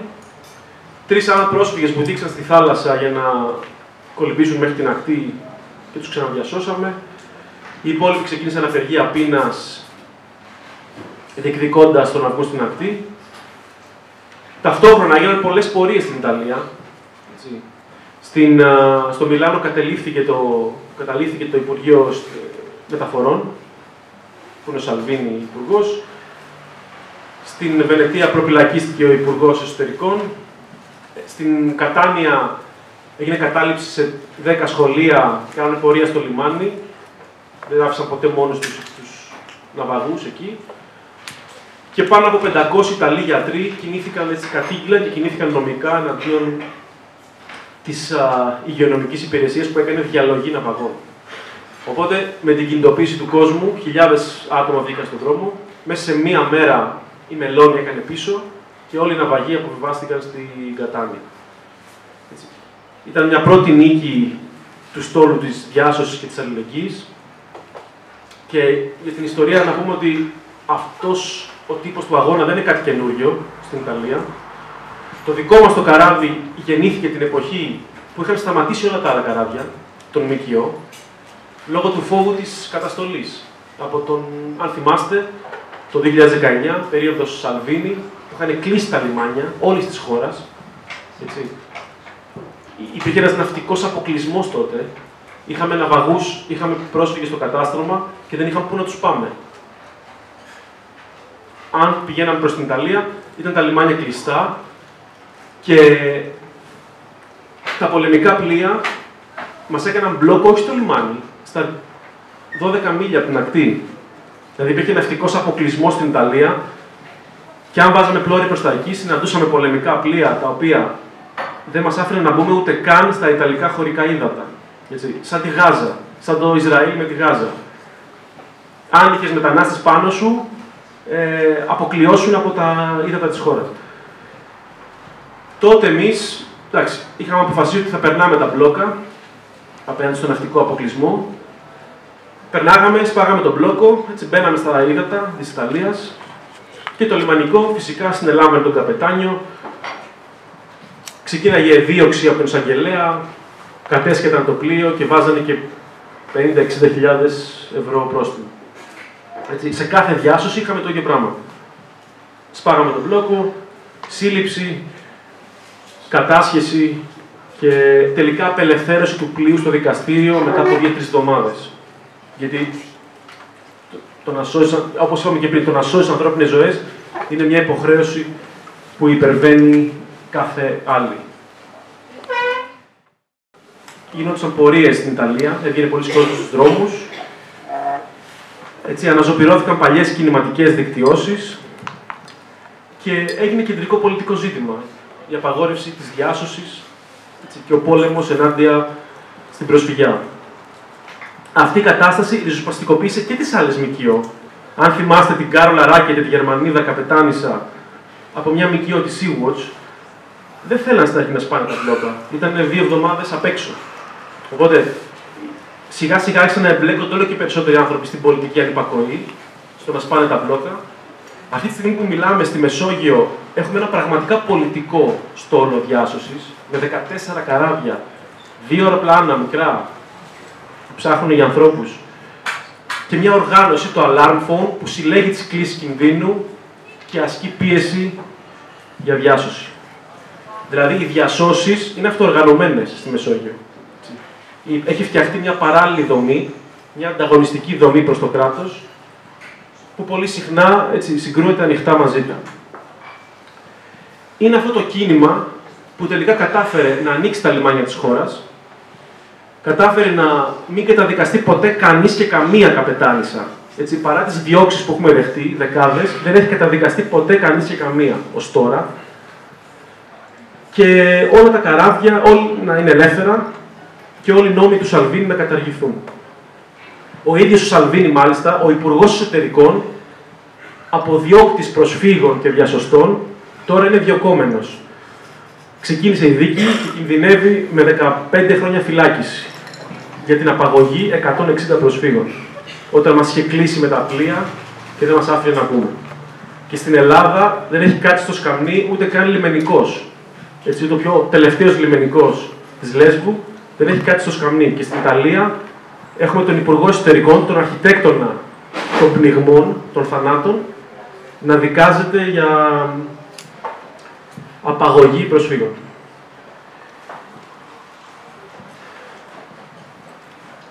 Δυστυχώς, παρόλο που η ποινικοποίηση των Ευρωπαίων διασωστών λαμβάνει μεγάλη δημοσιότητα, δεν συμβαίνει το ίδιο με τους μετανάστες.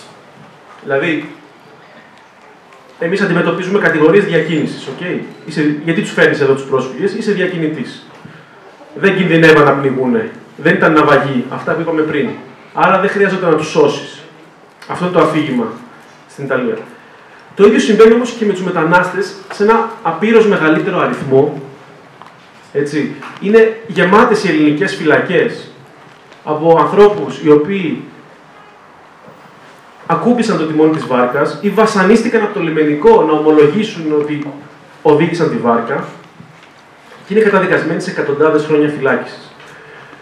Είναι πάγια τακτική και της Ελλάδας και της Ιταλίας να φυλακίζουν μαζικά τυχαίους ανθρώπους, τυχαίους πρόσφυγες, όποιον βρεθεί κοντά στο τιμόνι, έτσι, σε μια προσπάθεια να τους αποτρέψουν από το να έρχονται.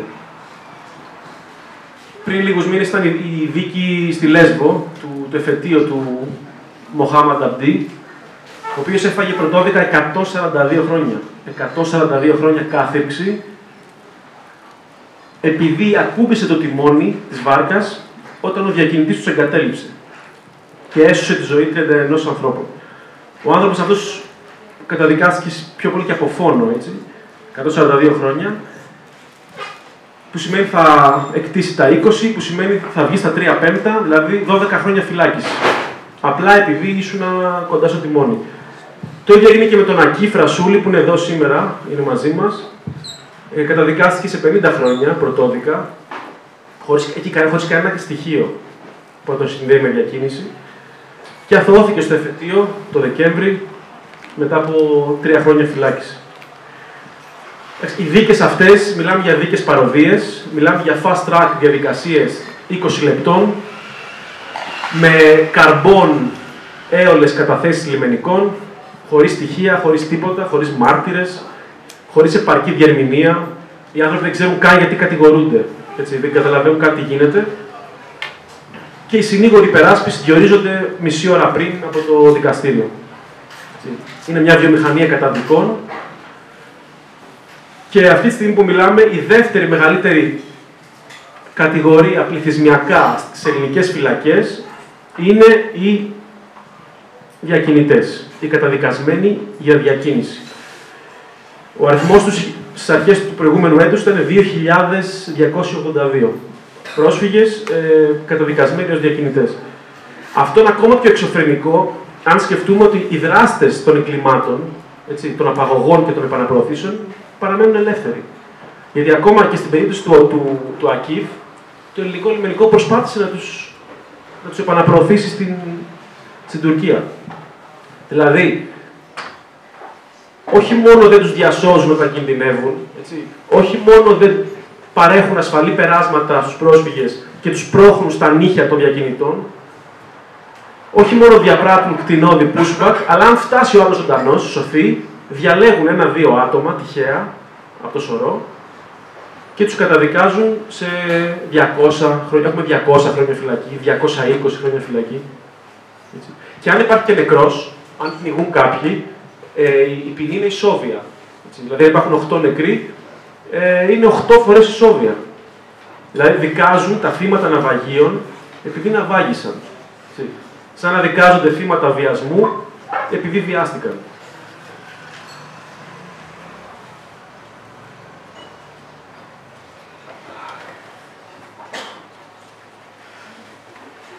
Δυστυχώς υπάρχει μια τεράστια ανακολουθία ανάμεσα στην ένταση της συνοριακής βίας στην Ελλάδα και στο πόσο γνωστή γίνεται αυτή. Τα pushback, όπως γνωρίζουμε, είναι επιχειρήσεις σχεδιασμένες να παραμένουν αόρατες. Παρ' όλα αυτά όμως υπάρχουν αντιστάσεις, υπάρχουν ρογμές. Έχει περάσει λίγο στα ψηλά ότι ο αρχηγός της Frontex, ολόκληρης της υπηρεσίας των μπάτσων στην Ευρώπη για τα σύνορα, παραιτήθηκε, ο Φαμπρίς Λεζερί πέρσι, παραιτήθηκε υπό το βάρος συντριπτικών στοιχείων ότι η υπηρεσία του κάλυπτε τα εγκλήματα του ελληνικού λιμενικού στο Αιγαίο. Έτσι, δηλαδή, ο αρχηγός της Frontex παραιτήθηκε όχι για τα εγκλήματα που συμβαίνουν στη Λιβύη, που είναι εγκλήματα κατά της ανθρωπότητας, που εμείς πέρσι μόνο είδαμε 33.000 επαναπροωθήσεις, όχι για τα εγκλήματα στην Ισπανία, 50 νεκροί στο φράχτη στη Μελίγια τον Ιούνιο, όχι για τα εγκλήματα της Πολωνίας στη Λευκορωσία, που και εκεί τους γδίνουν και τους πετάνε στο δάσος να πεθάνουν από το κρύο, παραιτήθηκε για τα εγκλήματα που συμβαίνουν στην Ελλάδα. Έτσι. Από το ελληνικό λιμενικό. Και εδώ ακόμα οι άλλοι απορούν άμα κάνουμε pushback. Και ότι όποιοι τα λένε αυτά είναι πράκτορες και φίλοι του Σόρος. Αυτό είναι και νίκη των προσφύγων. Έτσι. Αυτό το ανέφερα ως νίκη των ανθρώπων που αγωνίζονται για ορατότητα και δημοσιοποίηση των κρατικών εγκλημάτων. Δεν πρέπει να ξεχνάμε ότι οι μετανάστες που παίρνουν βίντεο και φωτογραφίες την ώρα του pushback το κάνουν με κίνδυνο της ζωής τους. Έτσι, είναι αυτοί που ξυλοκοπούνται και στοχοποιούνται περισσότερο. Δεν πρέπει να ξεχνάμε τους συγγενείς που αγωνίζονται να βρεθούν οι αγνοούμενοι τους. Έτσι, και οι συνθήκες στις οποίες πέθαναν. Και φυσικά την ίδια την επιμονή των ανθρώπων να διαπεράσουν την Ευρώπη φρούριο. Τώρα ήμουνα στη Λέσβο, γνώρισα έναν άνθρωπο που έχει επαναπροωθηθεί 26 φορές. 26 φορές. Γι' αυτό είναι πολύ σημαντικό να διαρριγνύουμε την ομερτά που έχει επιβληθεί. Την αορατοποίηση του θανάτου. Γι' αυτό το κράτος έχει σκυλιάσει, έχουν σκυλιάσει με τη Μαρία του Εύρου. Έτσι, ότι δεν υπήρχε η Μαρία. Γιατί για πρώτη φορά στην Ελλάδα, για πρώτη φορά, από την εποχή του Φαρμακονησίου, 10 χρόνια πριν, δηλαδή, έγινε κεντρικό πολιτικό θέμα η πολιτική της μη διάσωσης και των pushback. Για πρώτη φορά. Γιατί και τα δύο αυτά συνέβησαν στον Εύρο. Και τους επαναπροώθησαν, pushback, και τους άφησαν στην εισίδα βοήθη τους. Πολιτική της μη διάσωσης και των pushback. Και το κράτος τώρα αντεπιτίθεται με κάθε μέσο για να κερδίσει το έδαφος που έχασε τότε. Έτσι. Εντάξει, το επίπεδο της συνοριακής βίας έχει ξεφύγει στην Ελλάδα τα τελευταία 4 χρόνια. Έχει πάει σε άλλο level. Για να σας δώσω ένα παράδειγμα και βιωματικό από εμάς, από τα πλοία στη Μεσόγειο, για πρώτη φορά τα τελευταία 2 χρόνια δεν μπορώ να λέω στους ναυαγούς από ποια χώρα είμαι, έτσι. Γιατί μετά τη διάσωση αράζουμε όλοι μαζί στο κατάστρωμα, πιάνουμε κουβέντα από πού είσαι, πώς σε λένε κτλ. Με το που τους λέω ότι είμαι από την Ελλάδα, έτσι, οι άνθρωποι μου δείχνουν ουλές από βασανιστήρια που υπέστησαν στον Εύρο, μας λένε look, Greek police, και μας εξηγούν πώς τους πιάσανε στον Εύρο, τους βασάνισαν με κουκούλες, τους γδίσανε και τους επαναπρόθεσαν. Κάποιοι μας λένε ότι το κάνανε αυτό 2 και 3 φορές και πάλι συνέβαινε το ίδιο. Ώσπου στο τέλος έφυγαν από την Τουρκία, πήγανε στη Λιβύη, μπήκαν σε μια βάρκα και τους διασώσαμε εμείς στην Κεντρική Μεσόγειο. Εντάξει, αυτό δεν το έχω ξαναδεί ποτέ στη ζωή μου. Δεν έχω ξαναδεί ποτέ στη ζωή μου ανθρώπους να περνάνε μέσα από τη Λιβύη, από μια χώρα σε ανοιχτό εμφύλιο πόλεμο και με φρικαλαιότητες να συμβαίνουν εκεί και να έχουν υποστεί σκληρότερα βασανιστήρια στην Ελλάδα από ό,τι στη Λιβύη. Και εντάξει, κάπου εδώ πρέπει να κάνουμε και έναν ορισμό των λέξεων. Έτσι. Μιλάμε για pushback, αλλά αυτή η λέξη δεν είναι αρκετή για να περιγράψει αυτό που συμβαίνει. Η λέξη pushback έχει κανονικοποιηθεί στο δημόσιο λόγο, αλλά δεν είναι επαρκής όρος. Είναι κατεφημισμόν η λέξη αυτή. Είναι κρατικές απαγωγές και εξαφανίσεις. Θα τα λέμε τα πράγματα όπως είναι. Enforced disappearances στα αγγλικά. Έτσι. Γιατί όταν φτάνουν οι πρόσφυγες μόνοι τους, έτσι, αυτό που συμβαίνει αυτή τη στιγμή είναι αυτό. Φτάνουν οι άλλοι μόνοι τους, φτάνουν οι μετανάστες και οι μετανάστριες μόνες τους στα ελληνικά νησιά. Οι ελληνικές αρχές δεν τους καταγράφουν. Απαγωγή λέγεται αυτό. Όταν πιάνεις κάποιον, του στερείς την ελευθερία και τον καταγράφεις, είναι απαγωγή. Τους αφαιρούν τα προσωπικά αντικείμενα, τους οδηγούν σε σκάφη του λιμενικού και με την απειλή των όπλων τους βάζουν σε αυτές τις σχεδίες που βλέπουμε εδώ, που δεν έχουν ούτε πηδάλιο ούτε μηχανή, τα λεγόμενα life raft, και τους πετάνε ακυβέρνητους στο Αιγαίο με την προοπτική το κύμα να τους πρόξει στην Τουρκία. Εντάξει, αυτό δεν λέγεται pushback, έτσι. Αυτό δεν το έχουμε ξαναδεί ποτέ. Ποτέ στην Ευρώπη. Ούτε στην Ιταλία, ούτε την εποχή του Σαλβίνη. Εκεί μας εμποδίζουν από το να φτάσουμε. Άμα φτάσουμε, αν περπατήσει ο πρόσφυγας στην ακτή, το καταγράφουν. Εδώ φτάνουν οι άνθρωποι, έτσι. Μπορεί να είναι και μέρες στη Λέσβο, στα νησιά, κρυμμένοι στις ελιές, και άμα τους βρουν οι ελληνικές αρχές, θα τους πετάξουν στο Αιγαίο, χωρίς κινητά, έτσι, δεν μπορούν καν να φωνάξουν για βοήθεια αυτοί οι άνθρωποι. Επιπλέον στη μέση του Αιγαίου, εδώ βλέπουμε μωρά. Αυτή η φωτογραφία έχει μέσα μωρό, τον πατέρα με το μωρό. Τους πιάσαν από την ακτή, τους βάλανε μέσα σε μια σχεδία και τους παρατήσανε ακυβέρνητους στα ανοιχτά, έτσι, χωρίς φαγητό και χωρίς νερό. Αυτό είναι μια καινοτομία αυτής της κυβέρνησης, χωρίς να θώνω τις προηγούμενες, αλλά αυτό είναι καινοτομία αυτών. Έχουμε το μοναδικό λιμενικό στον κόσμο, που όχι μόνο δεν διασώζει ναυαγούς, δημιουργεί ναυαγούς. Πιάνουν ανθρώπους από τη στεριά και τους αφήνουν στη θάλασσα. Δηλαδή ναυαγοποιούν ανθρώπους. Παίρνουν ανθρώπους από μια ασφαλή κατάσταση, είναι όλος ασφαλής, και τον βάζουν σε μια κατάσταση κινδύνου, distress, το ανάποδο από αυτό που πρέπει να κάνουν. Έτσι. Το λιμενικό πρέπει να σε παίρνει από τη θάλασσα, να σε φέρει στην ακτή. Είναι σαν να έχεις μια πυροσβεστική που βάζει φωτιές, έτσι, σε σπίτια προσφύγων, αντί να τις σβήνει. Εδώ βλέπουμε διάφορα life raft. Αυτά τα έχετε δει γενικά.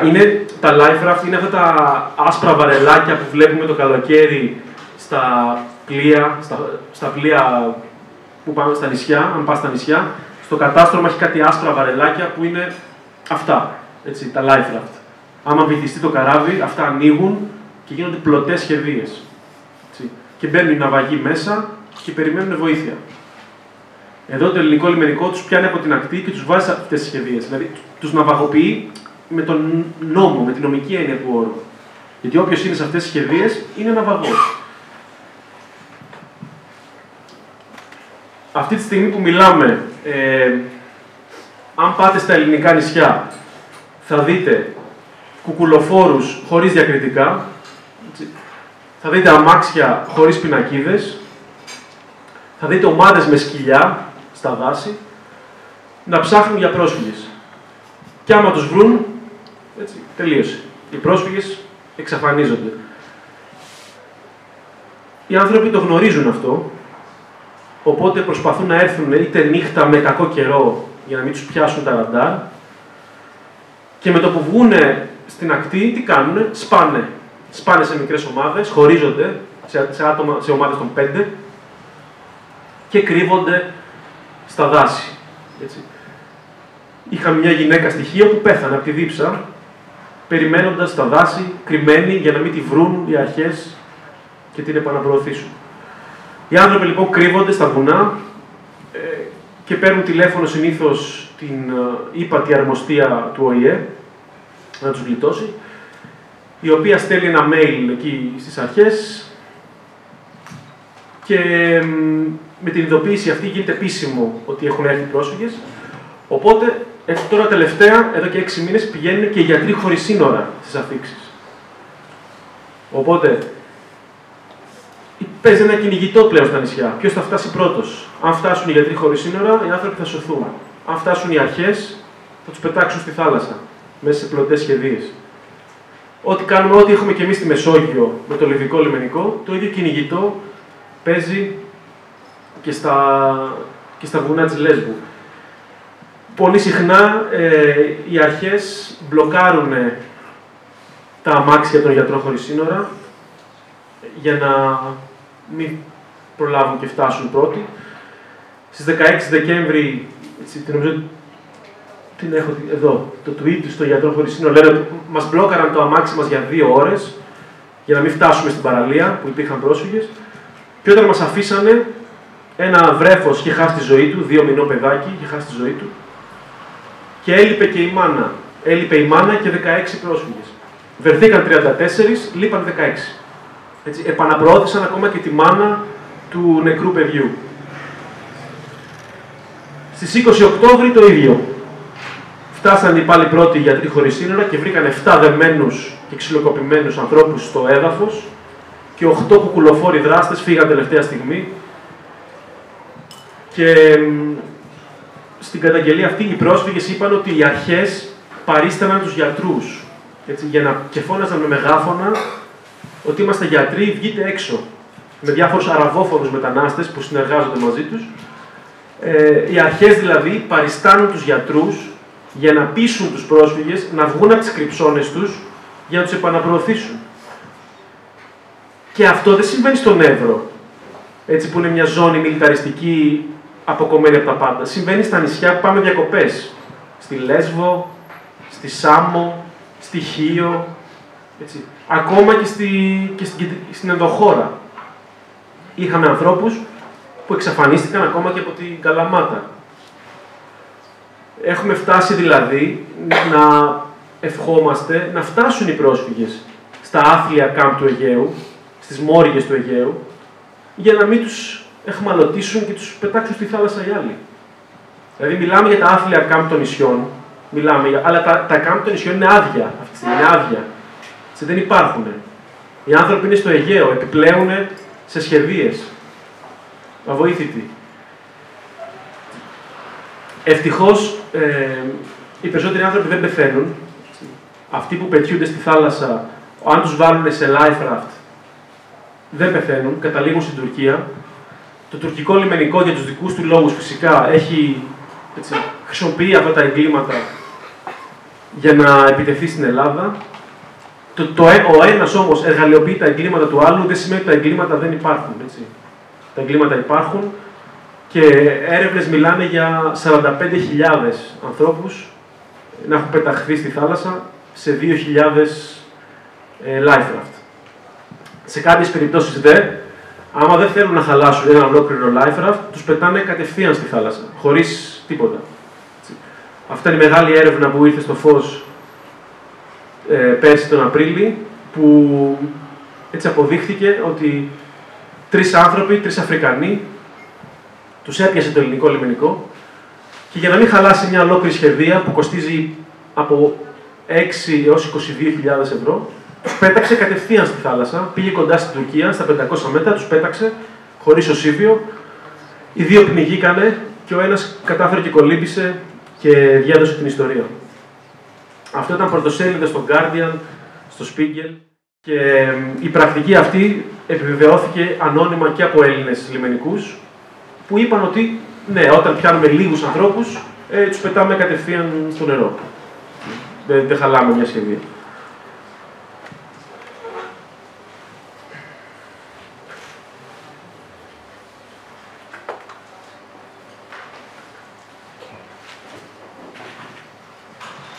Οι επαναπροωθήσεις αυτές είναι τόσο πλέον αναβαθμισμένες και τόσο οργανωμένες που πλέον εξαφανίζονται άνθρωποι έτσι, με έναν σχεδόν βιομηχανικό τρόπο, ακόμα και από μέρη που δεν το είχαμε δει πριν, από το Ιόνιο Πέλαγος ή από την Κρήτη, έτσι, από το Κρητικό Πέλαγος. Είχαμε 2 βάρκες, τον Σεπτέμβρη και τον Οκτώβρη, που εξαφανίστηκαν, μία στην Κορώνη και μία στα Χανιά, και οι άνθρωποι βρέθηκαν να επιπλέουν σε πλωτές σχεδίες στη Σμύρνη, έτσι, 600 χιλιόμετρα μακριά. Και μάλιστα αυτοί οι άνθρωποι δεν πηγαίναν καν στην Ελλάδα, πηγαίναν στην Ιταλία. Οπότε δηλαδή η Ελλάδα επαναπροωθεί πρόσφυγες ακόμα και άλλων χωρών, έτσι. Ανθρώπους που πηγαίναν στην Ιταλία, τους πιάνουν και τους γυρνάνε στην Τουρκία. Έτσι, είναι και επίσημα δηλαδή το μαντρόσκυλο της Ευρώπης. Και μάλιστα πολλοί από αυτούς τους ανθρώπους δεν ήρθαν καν από την Τουρκία. Η βάρκα αυτή στην Κορώνη ήταν από το Λίβανο. Ξεκίνησαν από το Λίβανο και τους επέστρεψαν στην Τουρκία. Που έχει καμία σχέση. Έτσι. Αυτό δεν είναι καν pushback. Αυτό είναι σε μεταφέρω σε μια άλλη χώρα. Αυτές οι επιχειρήσεις, όπως είπαμε, είναι σχεδιασμένες να παραμένουν αόρατες. Το πρώτο μέλημα των αρχών είναι η αφαίρεση των κινητών, για να μην υπάρχει βίντεο και καταγραφή. Γι' αυτό γδίνουν τους πρόσφυγες. Ακούμε συνέχεια, τους γδίσανε. Οι άνθρωποι γδίθηκαν. Σε κάθε περιγραφή pushback, οι πρόσφυγες έχουν γδυθεί. Γιατί δεν το κάνουν επειδή είναι σαδιστές, μπορεί και να είναι. Το κάνουν για πρακτικούς λόγους, για να τους πάρουν τα υπάρχοντα, τα κινητά κυρίως, να μην υπάρχει καταγραφή.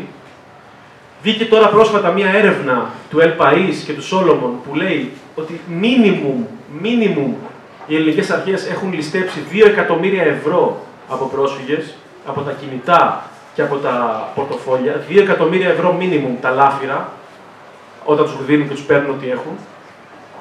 Ειδικά στον Εύρο, τα παιδιά των μπάτσων και εκεί πάνε στο σχολείο και επιδεικνύουν ότι έχω κινητό από προσφυγάκι, τα δίνουν στα παιδιά τους, ας πούμε. Αυτό έλεγε αυτή η έρευνα, όσο τη διάβασα για αγώνια.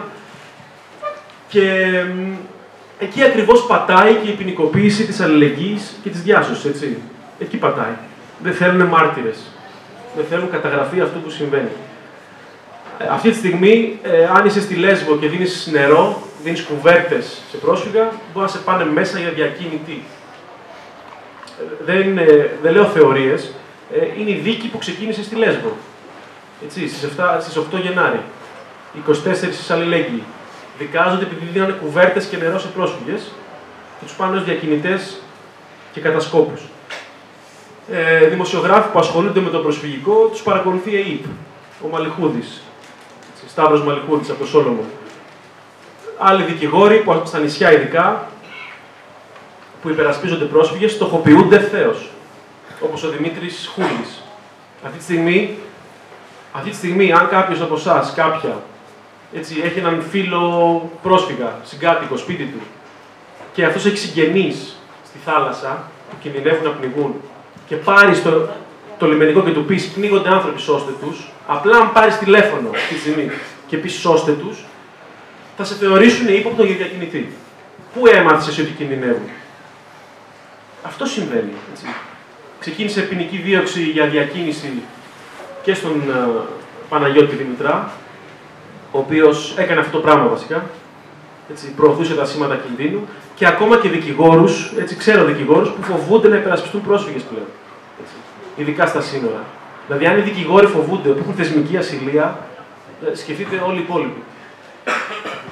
Εντάξει, και εγώ έτσι, έχω γίνει αποδέκτης μιας εκστρατείας λάσπης και στοχοποίησης, με απειλές θανάτου. Είχα 4 απειλές θανάτου σε μια μέρα, πριν κάνα 2 μήνες. Το σπίτι μου είχε δημοσιευθεί η διεύθυνση και οι φωτογραφίες από την εξώπορτα, έτσι, και διαρκείς συκοφαντίες, σε προδότες, αν θέλει μας. Το ίδιο έγινε και με την δημοσιογράφο, βέβαια, την Ingeborg Beuchel, με το Have you been to Samos.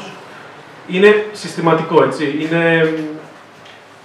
Όποιος μιλάει για τα pushback, είναι εχθρός της Ελλάδας και αν θέλει μας. Αυτή είναι η γραμμή, αυτή είναι η γραμμή του κράτους. Δεν υπάρχουν pushback, αυτό τα λένε οι Τούρκοι και όσοι επιβολεύουν την εθνική ασφάλεια. Φυσικά, αυτή η εκστρατεία ποινικοποίησης και στοχοποίησης των αλληλέγγυων, όπως είπαμε, έχει έναν άμεσο στόχο να εξαφανιστούν οι μάρτυρες από τα σύνορα, ώστε να μπορούν οι αρχές έτσι, να εφαρμόζουν απρόσκοπτα αυτές τις εγκληματικές πολιτικές, αλλά έχει και ένα κίνητρο αυτοπροστασίας, επειδή μιλάμε για πάρα πολύ βαριά εγκλήματα εδώ πέρα, έτσι, που δεν παραγράφονται ποτέ. Προφανώς φυλάνε, ας πούμε, και τον κόλλο τους, γιατί είδαμε τι έγινε και στην Ιταλία. Ο Υπουργός Εσωτερικών δικάζεται, οπότε αυτά που κάνουν είναι εγκλήματα κατά της ανθρωπότητας. Έτσι. Δεν το λέω εγώ, δεν λέω κάτι radical, έτσι, δεν λέω κάτι ριζοσπαστικό. Σύμφωνα με τους δικούς τους νόμους, συστηματική βία εναντίον αμάχων εν καιρό ειρήνης είναι έγκλημα κατά της ανθρωπότητας. Κάτι τελευταίο και κλείνουμε. Πιο πάνω. Ναι.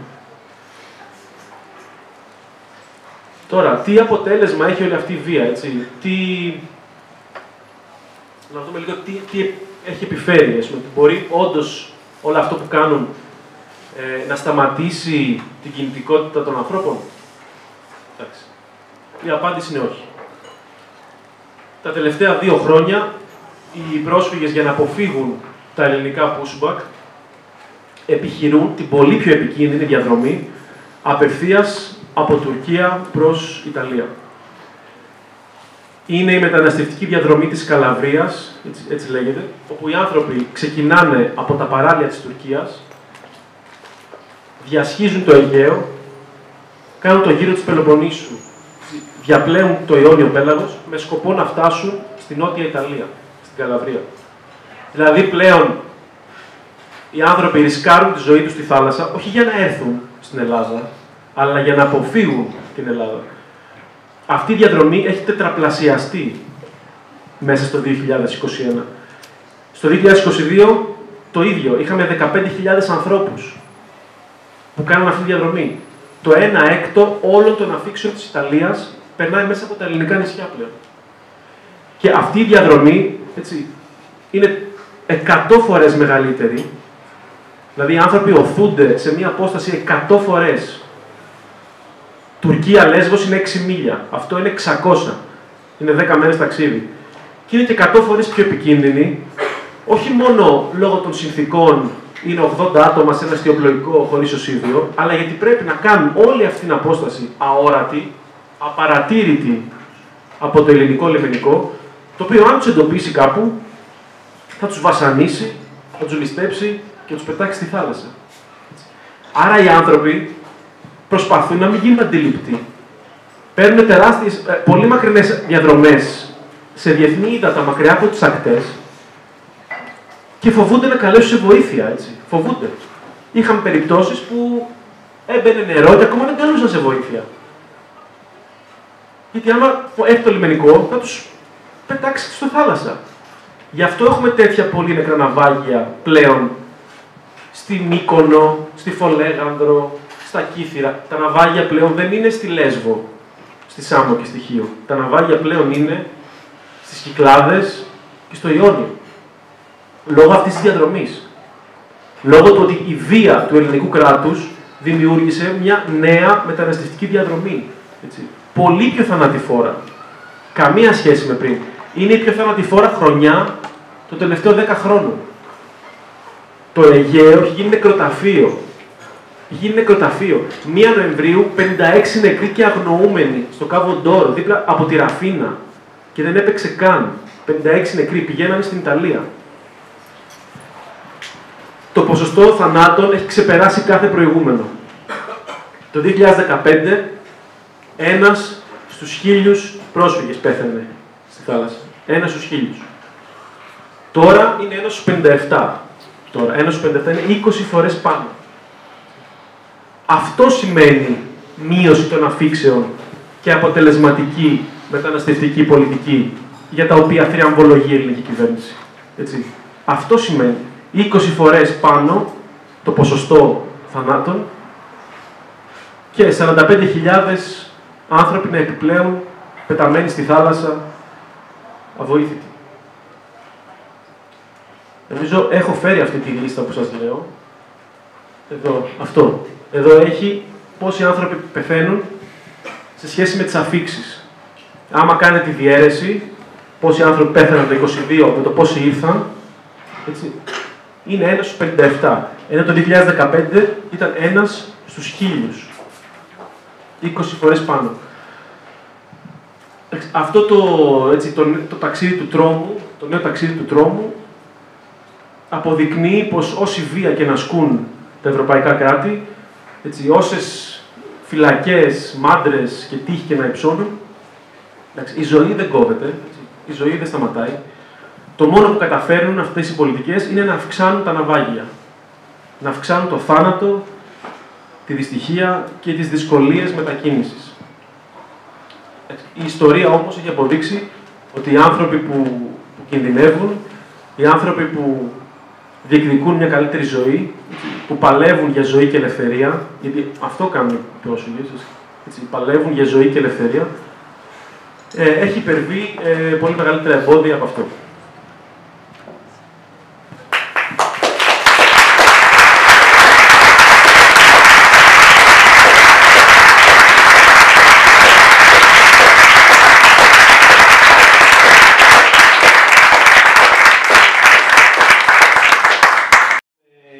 Λίγη ώρα, όποιος θέλει να κάνει κάποιες ερωτήσεις στον Ιάσονα, κάτι που μπορεί να μην καλύφθηκε.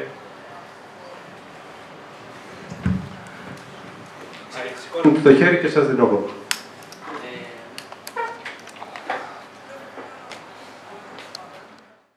Το τι έχει γίνει στην πλευρά του πλανήτη, αυτό ποτέ δεν το έχω ξανακούσει. Δηλαδή πρέπει να έρθει εσύ που το λες και είμαστε ξέρω, στο Μεσαίωνα, που πρέπει να μάθεις νέα για κάποιον που είναι σε ένα ξένο μέρος, να έρθει να στα πει αυτός, αντί να το μάθεις κανονικά. Αυτές οι φωτογραφίες που έδειξες με τα πλοία, εμένα μου θυμίσαν αυτόματα αυτές τις γραβούρες με τους κλάβους που πέρανε. Το πρώτο πράγμα που έρχεται στο μυαλό είναι αυτό που είναι άσχημος συνειρμός. Δηλαδή πιστεύω ότι και ένας ακροδεξιός μπορεί να το έχει σαν θετικό, δηλαδή ότι είναι σκλάβοι τότε και τώρα, αλλά είναι η πρώτη εικόνα που μου έρχεται στο μυαλό αυτές οι φωτογραφίες. Θα ήθελα λίγο να μας πεις πώς είναι η ζωή των ανθρώπων που κάνουν αυτό το ταξίδι, το βασανιστήριο. Τι γίνεται μετά, αφού πατήσουν τον πόδι στην Ιταλία, τι γίνεται εκεί μετά. Και θα ήθελα να μας πεις και τι γίνεται πριν, δηλαδή πριν ξεκινήσουν, άμα ξέρεις ένα τέτοιο, αυτό το ταξίδι, ας πούμε. Ταξίδι είναι πολύ ηλίθια λέξη, ταξίδι είναι πας, ξέρω εγώ, στο Λαμία. Αυτό τον αγώνα, λίγο το πριν και το μετά. Δηλαδή, αναρωτιέμαι τι γίνεται ένας άνθρωπος ο οποίος έχει περάσει αυτό το μαρτύριο και καταλήγει όχι στην Ελλάδα, δεν ξέρω, στην Ελλάδα τους διώχνουν, και στην Ελλάδα ίσως, ή στην Ιταλία κυρίως που δουλεύεις, τι γίνεται μετά. Δηλαδή, απλά ανοίγει ένα μαγαζί, ξέρω εγώ, με ένα εστιατόριο, ξέρω εγώ, ή είναι σε κέντρα κράτησης, αρχίζει και είναι συνειδητοποιημένος και μιλάει για αυτά που ζει. Αυτό. Και ευχαριστούμε που είσαι εδώ και κάνεις αυτό το πράγμα, τη δουλειά, τον αγώνα.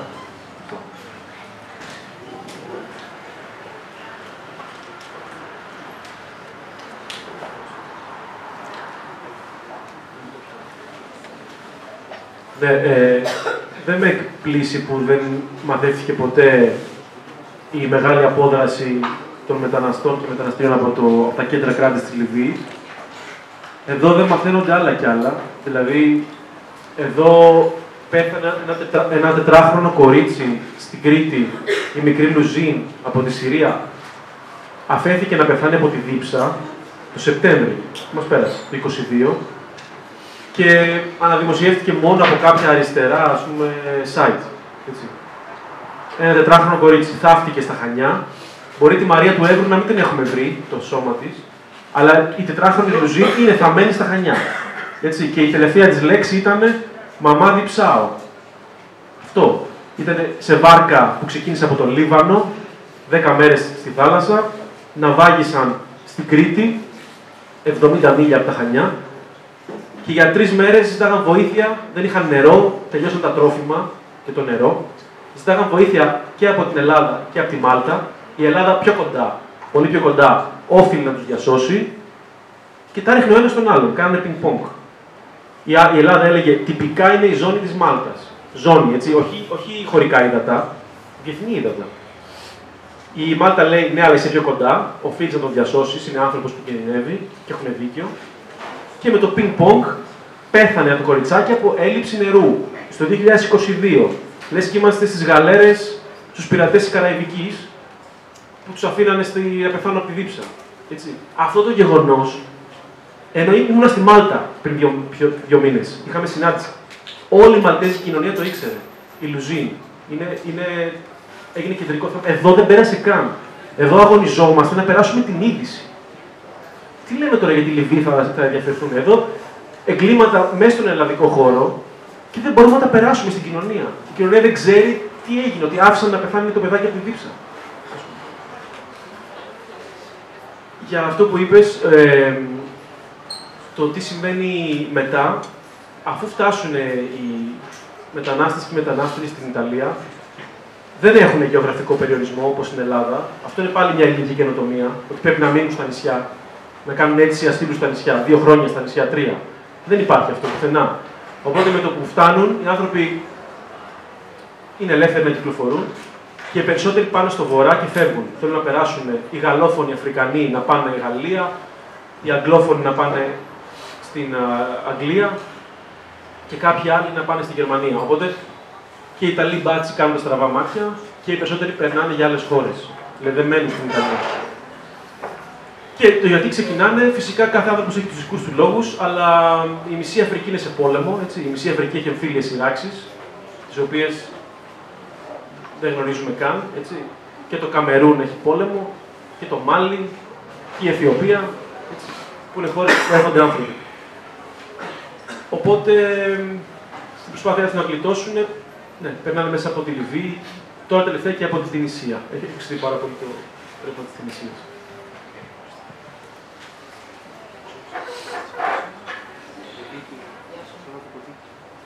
Κούνα το ποντίκι. Να πω κάτι. Πρέπει να σε συνέχεια.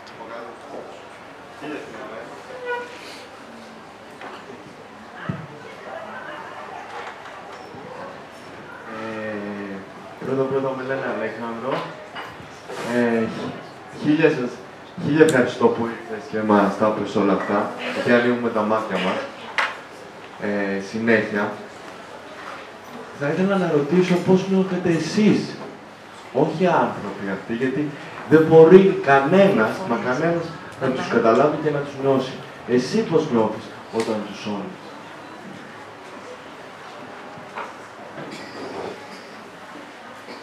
Γιατί είναι πάρα πολύ δύσκολο να τον νιώσεις εκείνη τη στιγμή.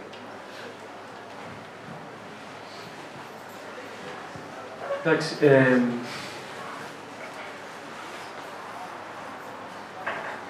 καταρχάς, το να βιώσεις ένα ναυάγιο, νομίζω είναι ό,τι πιο εφιαλτικό, ας πούμε, μπορείς να ζήσεις. Γιατί το να έχεις 100 ανθρώπους που πνίγονται ταυτόχρονα και να πρέπει να τις επιλέξεις και θα σώσεις πρώτο, είναι κάτι που δεν συνηθίζεται. Έτσι. Το να συνειδητοποιήσω ότι αυτό το πράγμα έχει πολιτικά αίτια, ότι είναι δηλαδή συνειδητή πολιτική επιλογή να πνίγονται, νομίζω ότι αυτό είναι που μας δίνει δύναμη και κουράγιο να συνεχίζουμε. Έτσι. Και φυσικά το να εστιάζεις στους ζωντανούς. Δηλαδή αναγκαστικά έχουμε εμείς αναπτύξει μηχανισμούς άμυνας που εστιάζεις σε αυτούς που σώθηκαν και όχι σε αυτούς που χάθηκαν, που πνίγηκαν μπροστά σου. Αλλά νομίζω ότι με όλο αυτόν τον πόλεμο που δέχονται οι διασώστες και οι αλληλέγγυοι, έτσι, αν δεν το δεις πολιτικά, δεν μπορείς να συνεχίσεις. Δηλαδή θα πας σπίτι σου. Δεν γίνεται. Δηλαδή εδώ πέρα πλέον δεν υπάρχει καν. Έχει καταργηθεί η διάκριση ανθρωπιστικού, έτσι, πολιτικού. Η διάσωση έχει γίνει πολιτικός αγώνας. Δηλαδή όταν η κρατική πολιτική είναι να τους αφήνουν να πνίγονται, τότε η διάσωση σπάει αυτή την πολιτική, άρα συγκρούεται άμεσα μαζί της. Είναι τραγικό ότι στο 2023 συζητάμε αν θα σώζουμε όποιον έχει μαύρο χρώμα δέρματος. Έτσι, είναι τραγικό, αλλά δεν μπορούμε να τα αφήσουμε να περάσει έτσι. Δηλαδή, δεν έχουμε το περιθώριο να κάνουμε. Σε τι να κάνουμε πίσω ακριβώς? Σε τι να πούμε, να σταματήσουμε τι? Δεν υπάρχει. Δηλαδή, ό,τι και να λένε, ό,τι στοχοποιήσεις και να κάνουμε, όσες διώξεις και να υποστούμε, να κάνουμε πίσω σε τι? Ωραία, πνίχτε τους. Περάστε, νικήστε. Δεν γίνεται, ας πούμε. Δεν έχει αυτό το πράγμα, δεν υπάρχει περιθώριο διαπραγμάτευσης για αυτό το ζήτημα.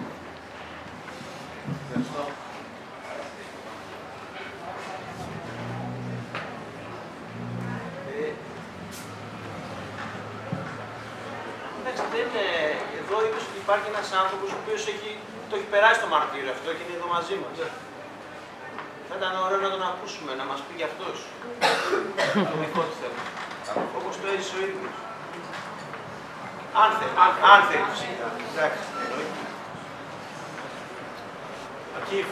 Akif, would you like to say something? No, I don't. Okay.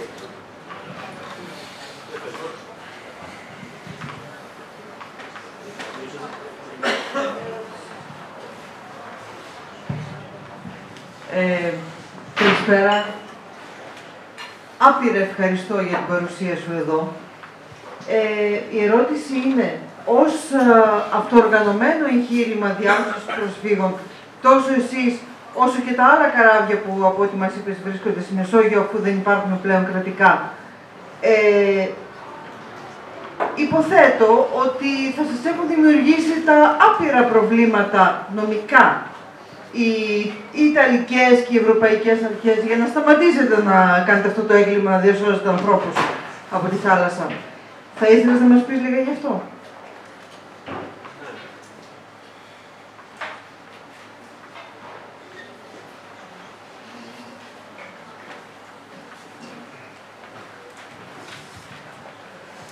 Δεν ξέρω αν ήσουν πριν, αλλά αναφέρθηκα στο κομμάτι αυτό. Δεν ξέρω αν το άκουσες για το περιστατικό της Κατάνιας με τον αποκλεισμό. Το άκουσα, λίγο περισσότερο. Ωραία, ναι. Τι έχουν κάνει στην Ιταλία. Είπαμε και πριν ότι εξουσιοδοτήσανε ουσιαστικά το λιβικό λιμενικό να διασώζει, το λένε αυτοί, στην πραγματικότητα σταματάει τις βάρκες και να τις επιστρέφει πίσω. Σε μια τεράστια έκταση, έτσι, 80 μίλια μακριά από τις ακτές, διεθνή ύδατα. Οπότε, όταν εμείς διασώζουμε πλέον εκεί ανθρώπους, η Ιταλία μας λέει, μιλήστε με τη Λιβύη, να τους πάτε εκεί. Εμείς δεν αναλαμβάνουμε τη διάσωση. Εμείς αρνούμαστε, γι' αυτό είναι ενάντια στη Γενέβη, συνθήκη της Γενέβης, και έτσι ξεκινάει η σύγκρουση. Τους πάμε Ιταλία, και η Ιταλία λέει, για να τους φέρεις εδώ, κάτι άλλο έχεις στο μυαλό σου. Γιατί δεν τους πήγες στη Λιβύη? Είσαι μάλλον διακινητής. Έτσι ξεκίνησε η πρώτη προσπάθεια στοχοποίησης. Φυσικά εδώ πέρα τώρα μιλάμε για μια ευρωπαϊκή πολιτική, έτσι. Μιλάμε ότι έχουν στηθεί αφηγήματα τα οποία έχουν εγκληματικοποιήσει και τη φιγούρα του μετανάστη και τη φιγούρα του αλληλεγγύου. Δηλαδή, στην Ελλάδα αυτή τη στιγμή δεν τους βλέπουν, το κράτος δεν τους βλέπει ως πρόσφυγες, τους βλέπει ως φορείς υβριδικού πολέμου από την Τουρκία. Ότι τους στέλνει ο Ερντογάν για να υπονομεύσουν τα σύνορα, ας πούμε. Άρα, αν ο πρόσφυγας έχει γίνει ασύμμετρη απειλή, υβριδικός πόλεμος και εισβολέας, αυτός που είναι στο πλευρό του είναι διακινητής, εγκληματίας και πράκτορας. Τα δίπολα είναι αλληλένδετα δηλαδή. Στην Ιταλία συμβαίνει κάτι αντίστοιχο. Και εκεί λένε ότι όποιος άμα διασώζεις είσαι διακινητής, γιατί έχει συμφέρον που τον έφερε στην Ιταλία. Θα έπρεπε να τον πας στη Λιβύη. Λες και η Λιβύη είναι χώρα που μπορείς να επιστρέψεις ανθρώπους με τα δικά του στάνταρ, με τα αστικά, στο αστικό πλαίσιο. Οπότε, όλο αυτός ο πόλεμος ενάντια στην αλληλεγγύη και τη διάσωση κορυφώθηκε το 2019, που ο ακροδεξιός Υπουργός Εσωτερικών Ματέο Σαλβίνι έκλεισε τα λιμάνια της χώρας. Είπε, κλείνω τα λιμάνια με πολιτική απαγόρευση και αν είχες ναυαγούς στο κατάστρωμα, δεν σε άφηναν να μπεις ούτε καν στα Ιταλικά χωρικά ύδατα. Δηλαδή, εμείς συναντούσαμε πολεμικά πλοία, κανονικά. Έτσι, σαν τη Γάζα. Ήταν Ισραήλ και Γάζα. Είχε πολεμικά πλοία, τα οποία δεν σε άφηναν να μπεις στα Ιταλικά χωρικά ύδατα. Έτσι. Και αν έμπαινες, οι ΜΚΟ φοβηθήκαν και σταματήσανε. Μία ΜΚΟ πήγε στην Ισπανία. Με 600 πρόσφυγες πάνω. Δεν είχαν φαΐ, νερό, τους φέρνουν τα ελικόπτερα νερό. Πηδάγανε οι πρόσφυγες στη θάλασσα. Και πήγαν στην Ισπανία. Άλλες πήγανε Γαλλία. Είχε νικήσει ο Σαλβίνι τότε. Είχε νικήσει. Σταματήσανε. Και τότε δημιουργήθηκε το εγχείρημα που συμμετέχω, το Mare Ionio, που είναι η απάντηση του Ιταλικού κινήματος αυτό, όπου τα παιδιά, ας πούμε, κάνανε εκεί ένα crowdfunding μαζικό, κρυφά αγοράσανε ένα πλοίο, το Mare Ionio, δουλεύανε κρυφά στα λιμάνια τις νύχτες, να μην τους δει η αστυνομία να το ετοιμάσουν, και όταν ήταν έτοιμο, έτσι, θέλανε κάποιον άνθρωπο με εμπειρία στις διασώσεις, και έτσι βρέθηκα εγώ εκεί. Είναι όλη η Ιταλία, εγώ είμαι μόνος ξένος φαντάζομαι. Είναι όλη η Ιταλία από καταλήψεις, από κοινωνικά κέντρα. Και λέει, θα βγούμε στη θάλασσα, έτσι, να σπάσουμε τα μπλόκα. Και έτσι ξεκίνησε αυτός ο αγώνας, ο οποίος είναι πολύ χρήσιμος και για τα ελληνικά δεδομένα. Πρέπει να παραδειγματιστούμε το πόσο ο αγώνας μπορεί να επεκταθεί και σε άλλα πεδία, που δεν τα έχουμε σκεφτεί πιο πριν. Πώς η πολιτική ανυπακοή μπορεί να γίνει εργαλείο συλλογικοποίησης και από ανθρώπους που δεν το περιμέναμε. Στην Ιταλία σου υπάρχει αυτή τη στιγμή ένα ετερόκλητο κίνημα, το οποίο ακόμα και ο Πάπας Φραγκίσκος, ας πούμε, έχει πάρει θέση υπέρ των καραβιών. Ας πούμε. Το οποίο είχε επιτυχία. Είχε επιτυχία, αλλά ο αγώνας αυτός συνεχίζεται. Η νέα Ιταλική κυβέρνηση, είπα και πριν, πέρασε 2 νόμους εναντίον μας. Πριν από 2 εβδομάδες, 3, κατασχέθηκε το διασωστικό καράβι Louis Michel. Είναι το καράβι του Banksy, του street artist. Ονομάστηκε Louis Michel από την αναρχική φεμινίστρια της κομμούνας του Παρισιού. Είναι από τα πιο ριζοσπαστικά πλοία, έτσι συνεργαζόμαστε πολύ. Και κατασχέθηκε για 20 μέρες με βάση τον νέο νόμο της Μελώνη. Οπότε εμείς είμαστε σε μια διαρκή, ρε παιδί μου, συνέλευση, αναζήτηση, δικτύωση στο πώς θα αντιπαρέλθουμε τις νέες τακτικές. Είναι διαρκής αγώνας μας και δεν έχει τελειώσει τίποτα.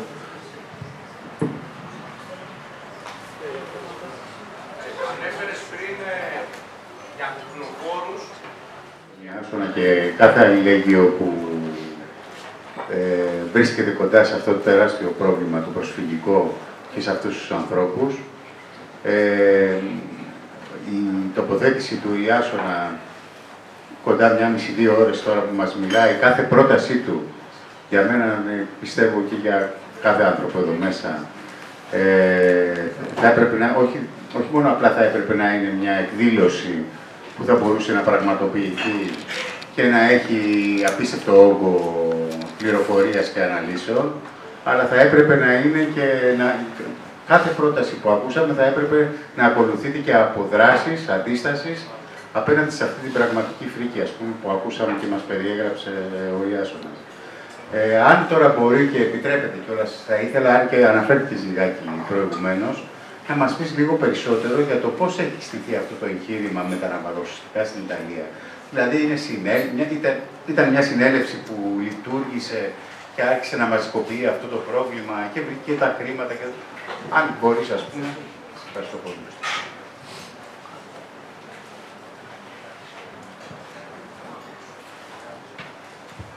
Ναι, είναι μια δικτύωση κοινωνικών κέντρων, κυρίως Ρώμης και Μπολόνιας. Μέσα έχουν μπει και κάποιοι συνεταιρισμοί, όπως το Γιαντάστα, και ξεκίνησε ως μια πλατφόρμα, έτσι, με σκοπό να γίνει μια δράση, ώστε να σπάσουν τα μπλόκα του Σαλβίνη το 2019. Και στην αρχή, όπως είπαμε, καταφέραν και αγοράσαν αυτό το καράβι με crowdfunding και με ένα δάνειο που πήρανε από μια ethical bank. Έτσι, στην Ελλάδα δεν ξέρω, δεν έχουμε. Αλλά υπάρχουν κάτι τράπεζες στην Ιταλία που δίνουν δάνεια για εγχειρήματα κοινωνικού σκοπού. Καταφέραν λοιπόν και βρήκαν κάποια χρήματα να αγοράσουν αυτό το πλοίο. Και όλο τον πρώτο χρόνο, κάθε φορά που διασώζαμε, είχαμε σύλληψη και κατάσχεση. Κάθε φορά. Δικαστήρια, ακόμα έχουμε ένα δικαστήριο, έτσι, ακόμα εκκρεμεί, αλλά όταν έχουμε απαλλαγή, δεν πήγαμε καν σε δίκη, πέφτανε οι κατηγορίες πριν. Και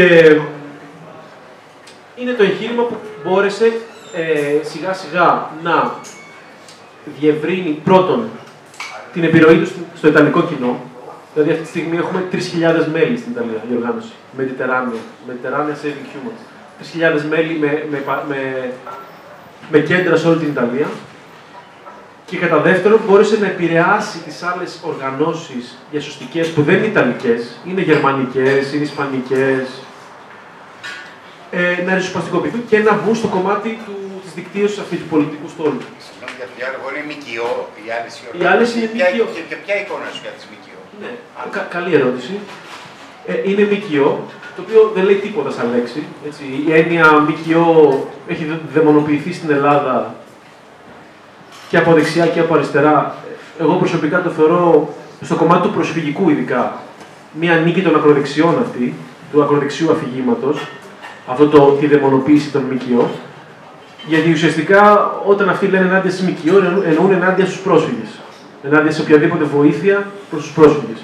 Γιατί όταν το κράτος παραιτείται, έτσι, και εφαρμόζει θανατοπολιτικές, κάποιες ΜΚΟ ήταν εκεί και στη Λέσβο και στη Μεσόγειο και σώζανε ζωές. Οπότε η λέξη ΜΚΟ από μόνη της δεν λέει τίποτα. Δεν λέει τίποτα. Είναι σαν να λες κόμμα. Το κόμμα, δηλαδή. Κόμμα είναι και η Χρυσή Αυγή, ξέρω εγώ, κόμμα είναι και το ΝΑΡ, ας πούμε. Από μόνη της δεν λέει κάτι. Υπάρχουν φυσικά ΜΚΟ τεραστίων συμφερόντων, έτσι, ξεπλήματος κτλ. Όλοι οι πολιτικοί έχουν μια ΜΚΟ. Και υπάρχουν και ΜΚΟ που είναι σαν αυτοοργανωμένα εγχειρήματα που κάναν ΜΚΟ για να έχουν θεσμική κάλυψη. Να μπορούν να παίρνουν δωρεές. Πώς θα πάρεις δωρεά, θα βάλω εγώ το λογαριασμό μου, θα βάλει άλλος σύντροφος το λογαριασμό του. Και ναι, από μόνη της δεν λέει τίποτα η λέξη. Είναι το τι κάνεις, έτσι, τι στάση έχεις, ποια πολιτική έχεις. Στη Μεσόγειο πάντως, τα περισσότερα καράβια είναι, τυπικά είναι ΜΚΟ. Αλλά παρόλα αυτά δέχονται την ίδια καταστολή. Την ίδια καταστολή, τις ίδιες συλλήψεις, τις ίδιες κατασχέσεις και την ίδια στοχοποίηση από το κράτος.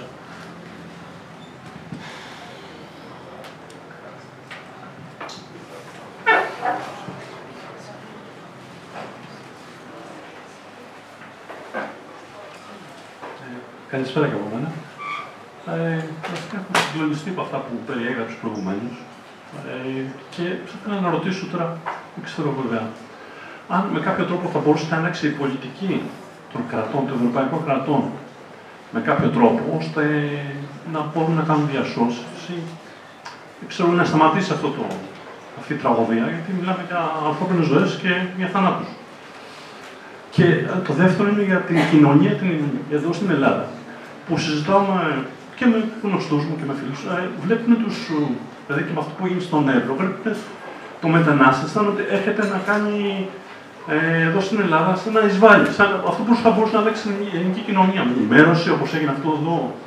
Δεν ξέρω αυτό πώς θα μπορούσε να αλλάξει. Ευχαριστώ.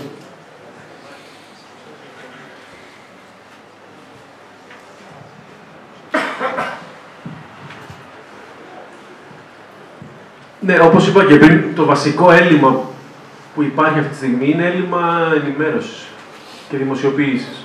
Δηλαδή, ακόμα και οι δικοί μας άνθρωποι δεν γνωρίζουν την έκταση της βίας που ασκείται, έτσι. Γιατί πρώτον, είναι στα σύνορα, είναι μακριά, δηλαδή δεν έχουν τη δυνατότητα ο καθένας να είναι σε μια βάρκα.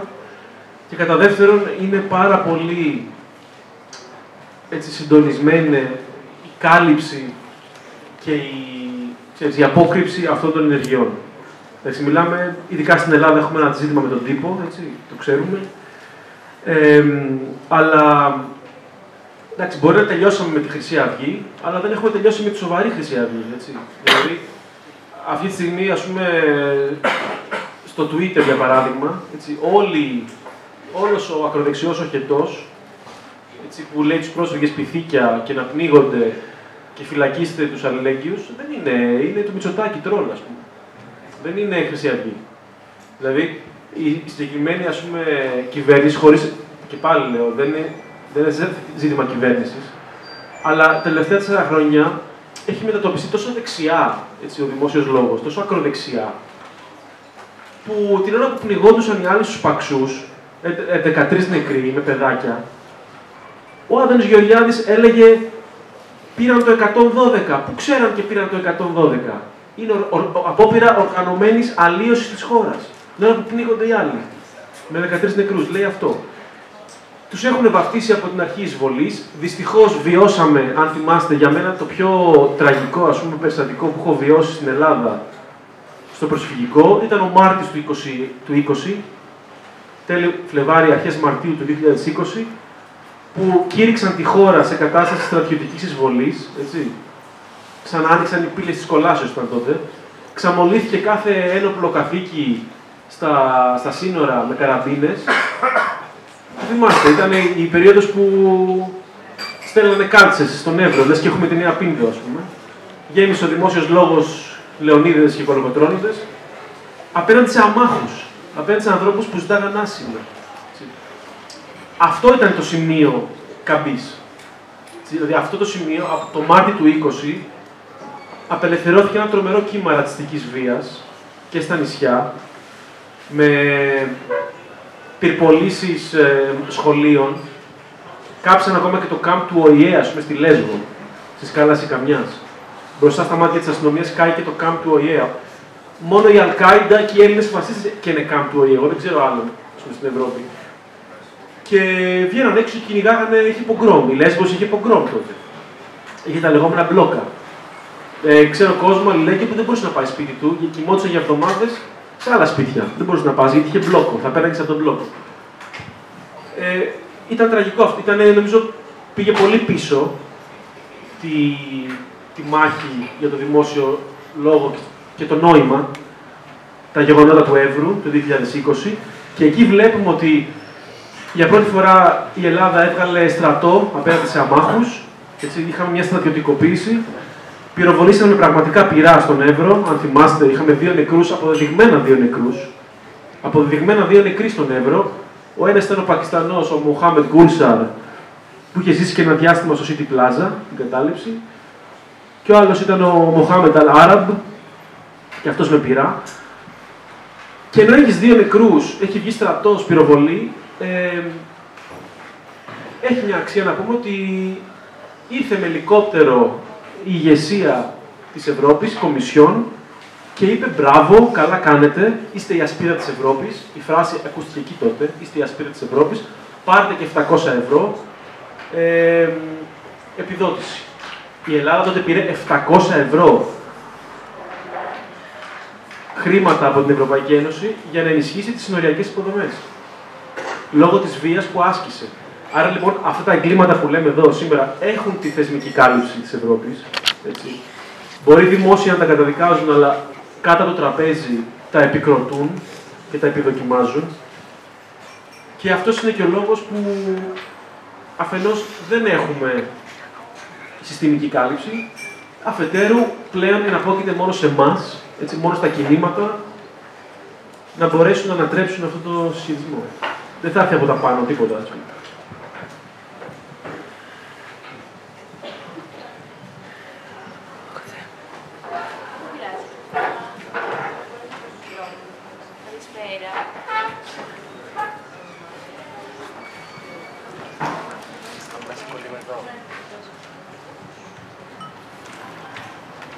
Ευχαριστούμε πάρα πολύ σήμερα.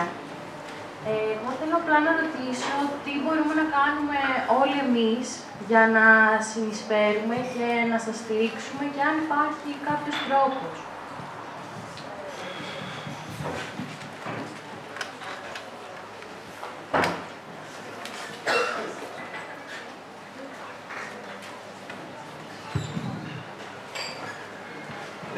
Εντάξει, σε υλικό επίπεδο τα καράβια χρειάζονται ανθρώπους πάνω, έτσι, εθελοντές, κόσμο να τα στελεχώνει. Χρειάζονται χρήματα, είναι πάρα πολύ ακριβές οι επιχειρήσεις αυτές. Έτσι, η οικονομική ενίσχυση είναι το νούμερο 1. Χρειαζόμαστε ορατότητα, δημοσιοποίηση, κυκλοφορία της είδησης, το τι συμβαίνει στα σύνορα που δεν καλύπτεται επαρκώς. Το βασικά αυτό είναι. Δηλαδή να μιλάμε για αυτό που συμβαίνει. Γιατί είδαμε ότι για πρώτη φορά στην Ελλάδα, από το Φαρμακονήσι, το 15 Αύγουστο έγινε κεντρικό θέμα. Έτσι, η πολιτική των pushback με τον Εύρο, με τη Μαρία του Εύρου. Οπότε χρειαζόμαστε περισσότερη, σίγουρα, έτσι, δημοσιοποίηση, ορατότητα. Όσον αφορά το υλικό, εμείς χρειαζόμαστε σίγουρα ναυτικούς, οτιδήποτε βαθμίδα, καπετάνιους, μηχανικούς. Διασώστες είναι λίγο πιο εξειδικευμένο γιατί θέλει μια ναυτική εμπειρία, οποιαδήποτε τύπου. Γιατρούς και νοσηλευτές φυσικά. Και σε πολιτικό επίπεδο είναι χρήσιμο να υπάρχει ένα δίκτυο ανθρώπων που γνωρίζουν τι συμβαίνει, να υπάρχει μια ανταλλαγή ενημέρωσης, έτσι, και πάνω στα ζητήματα αυτά, έτσι ώστε όταν χρειαστεί πολιτικά να μπορεί να παρέμβει στην Ελλάδα. Δηλαδή, όταν μας είχαν το 19, όταν μας συλλάβαν για πρώτη φορά, το Μάρτιο του 19, στην Ιταλία, υπήρχε ένα δίκτυο ανθρώπων, ας πούμε, που κάλεσαν σε πορεία στην Ιταλική πρεσβεία. Έτσι, και στην περιοχή που συμμετέχω εγώ, στην Αγία Παρασκευή, στη συνέλευση Αγίας Παρασκευής, ακόμα και η συνέλευση εκεί, επειδή τα γνωρίζει, είχαν καλέσει στην Ιταλική πρεσβεία, αλλά και άλλες συλλογικότητες. Θέλω να πω ότι είναι ένα καλό σημείο διεθνοποίησης και συσπήρωσης και με ανθρώπους του εξωτερικού αυτό. Γιατί είναι κοινή πολιτική. Δηλαδή, το τι συμβαίνει στην Ιταλία είναι παρόμοιο με αυτό που συμβαίνει στην Ελλάδα. Και σε όλα τα επίπεδα. Από τις διώξεις, από τις φυλακίσεις των οδηγών βάρκας, έτσι. Οι οδηγοί βάρκας ποινικοποιούνται στην Ιταλία πάρα πολύ. Το ίδιο με την Ελλάδα. Μέχρι τις διώξεις ελέγγυων και σωστό.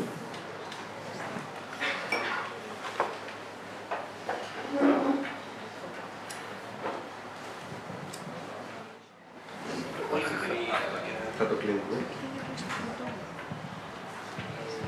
Βασικά θα ήθελα να μας πεις για τη Γερμανία που έκανες εκεί πέρα, μίλησες στη Γερμανία, στην Βερολίνο, αν δεν κάνω λάθος, ισχύει αυτό. Να μας πεις λίγο την ανταπόκριση εδώ και ένα άλλο τελευταίο σχόλιο είναι ότι για πολλούς Ευρωπαίους, νομίζω ο Μητσοτάκης θεωρείται κεντρός. Αυτούς που δεν ασχολούνται, επειδή έχω μιλήσει και θεωρούν ότι είναι όχι σε εμάς, σε κάποιους άλλους που δεν ασχολούνται πολύ. Ενώ ξέρουν, ας πούμε, για το Σαλβίνι και τη Μελώνη και είναι μια κριτική κυβέρνηση και ήταν σε ένα φασιστικό νεολαία, ήταν πιο πριν. Και βλέπεις ότι στην Ιταλία είναι λίγο πιο σκατά, λιγότερο σκατά νομίζω από την Ελλάδα. Και στην Ελλάδα έχεις έναν άνθρωπο που είναι πρωθυπουργός, ο οποίος θεωρείται, ξέρω εγώ, life coach, ξέρω εγώ, influencer, ας πούμε. Και έχεις μια τύπισσα, η οποία είναι έχει φασιστικό παρελθόν. Και βλέπεις στη μια χώρα να είναι ακόμα πιο δυστοπικά από την άλλη. Οπότε αυτό το σχόλιο και το άλλο είναι το για τη Γερμανία.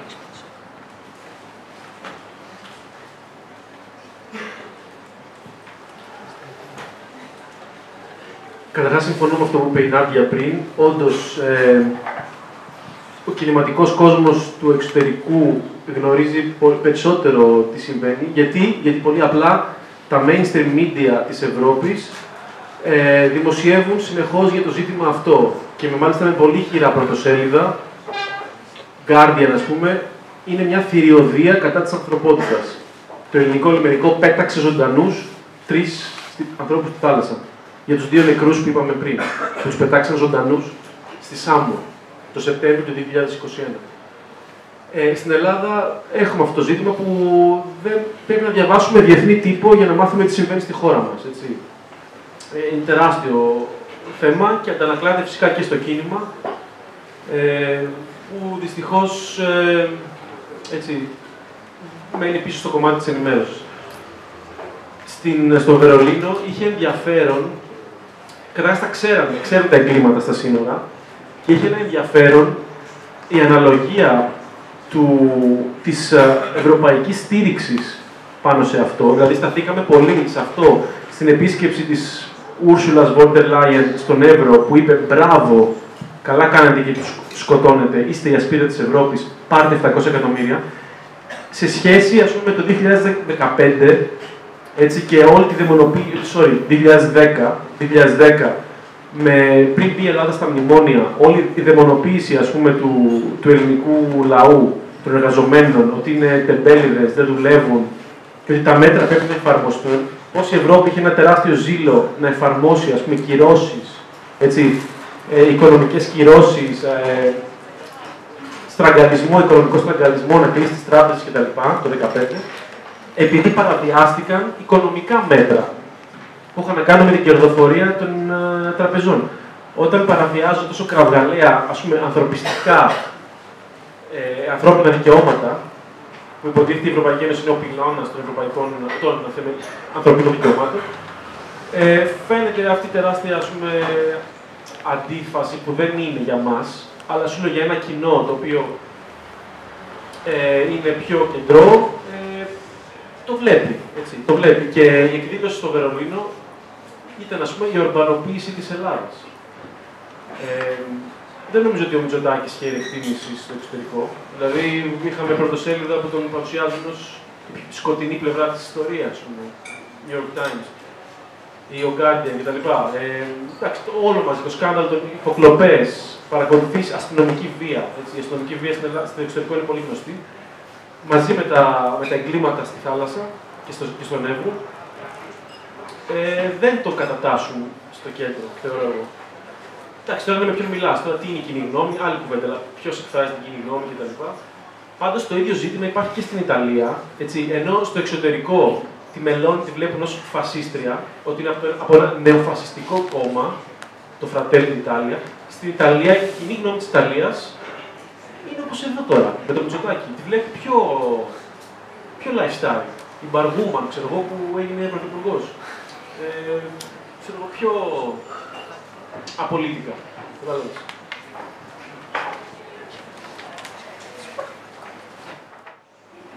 Τώρα, ως Ρουμπίκο, να σε ευχαριστούμε πάρα πολύ τον Ιάσονα που ήρθε. Είναι σημαντικό και να βγαίνουν έξω. Πρώτα απ' όλα για να ξέρουμε και όλοι τι πραγματικά αντιμετωπίζουμε. Σε τι βαθμό μπορεί να φτάσει η αγριότητα του κράτους. Γιατί μην νομίζει κανείς ότι αυτό περιορίζεται μόνο σε μετανάστες. Που προβληματικό θα ήταν και να το νόμιζε, αλλά μην νομίζει ότι θα μείνει μόνο στους μετανάστες. Τα έχουμε δει ούτως ή άλλως, τα βλέπουμε. Φράκτες υπάρχουν πολλοί, έχουμε δει κι άλλους. Φράκτες μπορεί να βγουν και για άλλους λόγους και μπορεί να είναι και γύρω μας. Και έχουμε και έναν απ' έξω. Λοιπόν, εμείς θα συνεχίσουμε να αγωνιζόμαστε. Προτρέπουμε όλους ότι αυτός είναι και ο κύριος λόγος που μπορεί να αλλάξει κάτι. Και ευχαριστούμε και όλους που ήρθατε σήμερα απόψε εδώ.